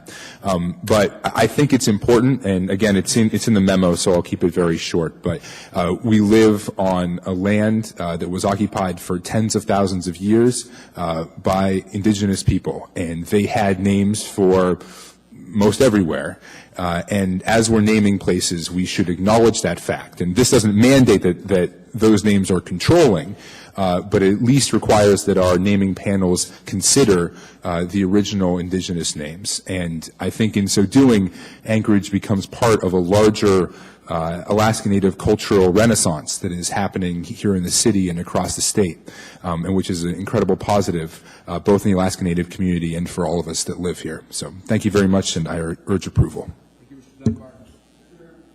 Bear, sir. Thank you, Mr. Chair. So at the last meeting, and thank you to Mr. Dunbar for being the impetus for this, was a good first step with naming the Chanchnu Muldoon Park. And now we're taking another step in the right direction. And we're honoring the original place names of this land, which I think is important. I think, like I said at the last meeting, names are important. Names have value. And, you know, this allows, in part, for the healing of old wounds. And I think that needs to take place. So thank you, Mr. Dunbar, for this. And I hope that this gets used effectively in the future. Thank you. Any other comments from Assembly members?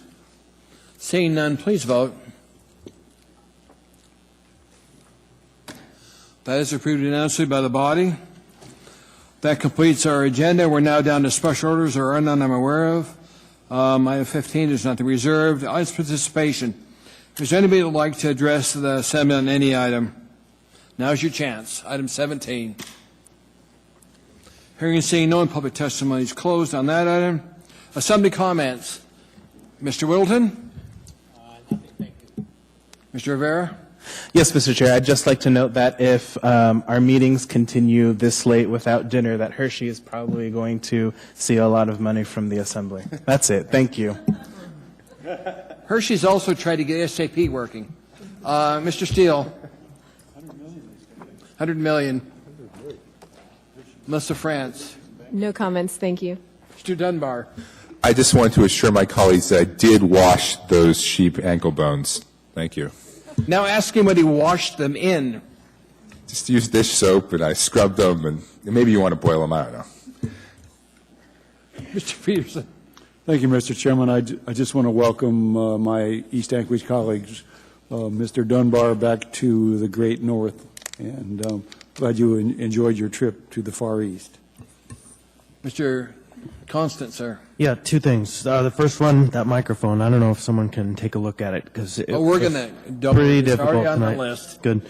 And second, and more important, I had the amazing fortune to participate in an event I saw the mayor at on Friday, and that was probably the most robust fundraiser I've ever experienced in my time living on this earth. Actually, hundreds and hundreds and hundreds and hundreds of people showed up and poured out the treasure of their lives to support the firefighter Ben Schultz, and raised over $100,000 in about 4 hours to support his recovery. And I just think it's worthy of noting into this record that the people of Anchorage are stepping up, and it was heartwarming and amazing. So many thanks to Elite Fitness, who did actually host the event, and everyone who was involved. So, thank you. Mr. Dombrowski, ma'am? No comments. Final comments, Mr. Dyson. Thank you. Just wanted you to know that there are 3 people in the audience that are long-standing friends, Reverend and Mrs. Green, who are giants in our community. Reverend Green has the unique ministry of it's impossible to be depressed when you're around him. He's like a warm campfire on a rainy day. And so several times in my lifetime when I'm bummed out, I've gone to visit with Reverend Green. And Mr. Marbury has become a pretty good friend. We serve on the Mayor's Prayer Breakfast together. And he's a chaplain with the police. And he's the guy that gets to tell people that their relatives are dead and counsel people in crisis. And this is a deep man who has had a significant influence on the lives of a lot of people. And we're really honored to have them in our community. Thank you. Well, thank you, everybody, for being here tonight. The chair will entertain a motion. Move to adjourn. We're adjourned. Thanks for being here.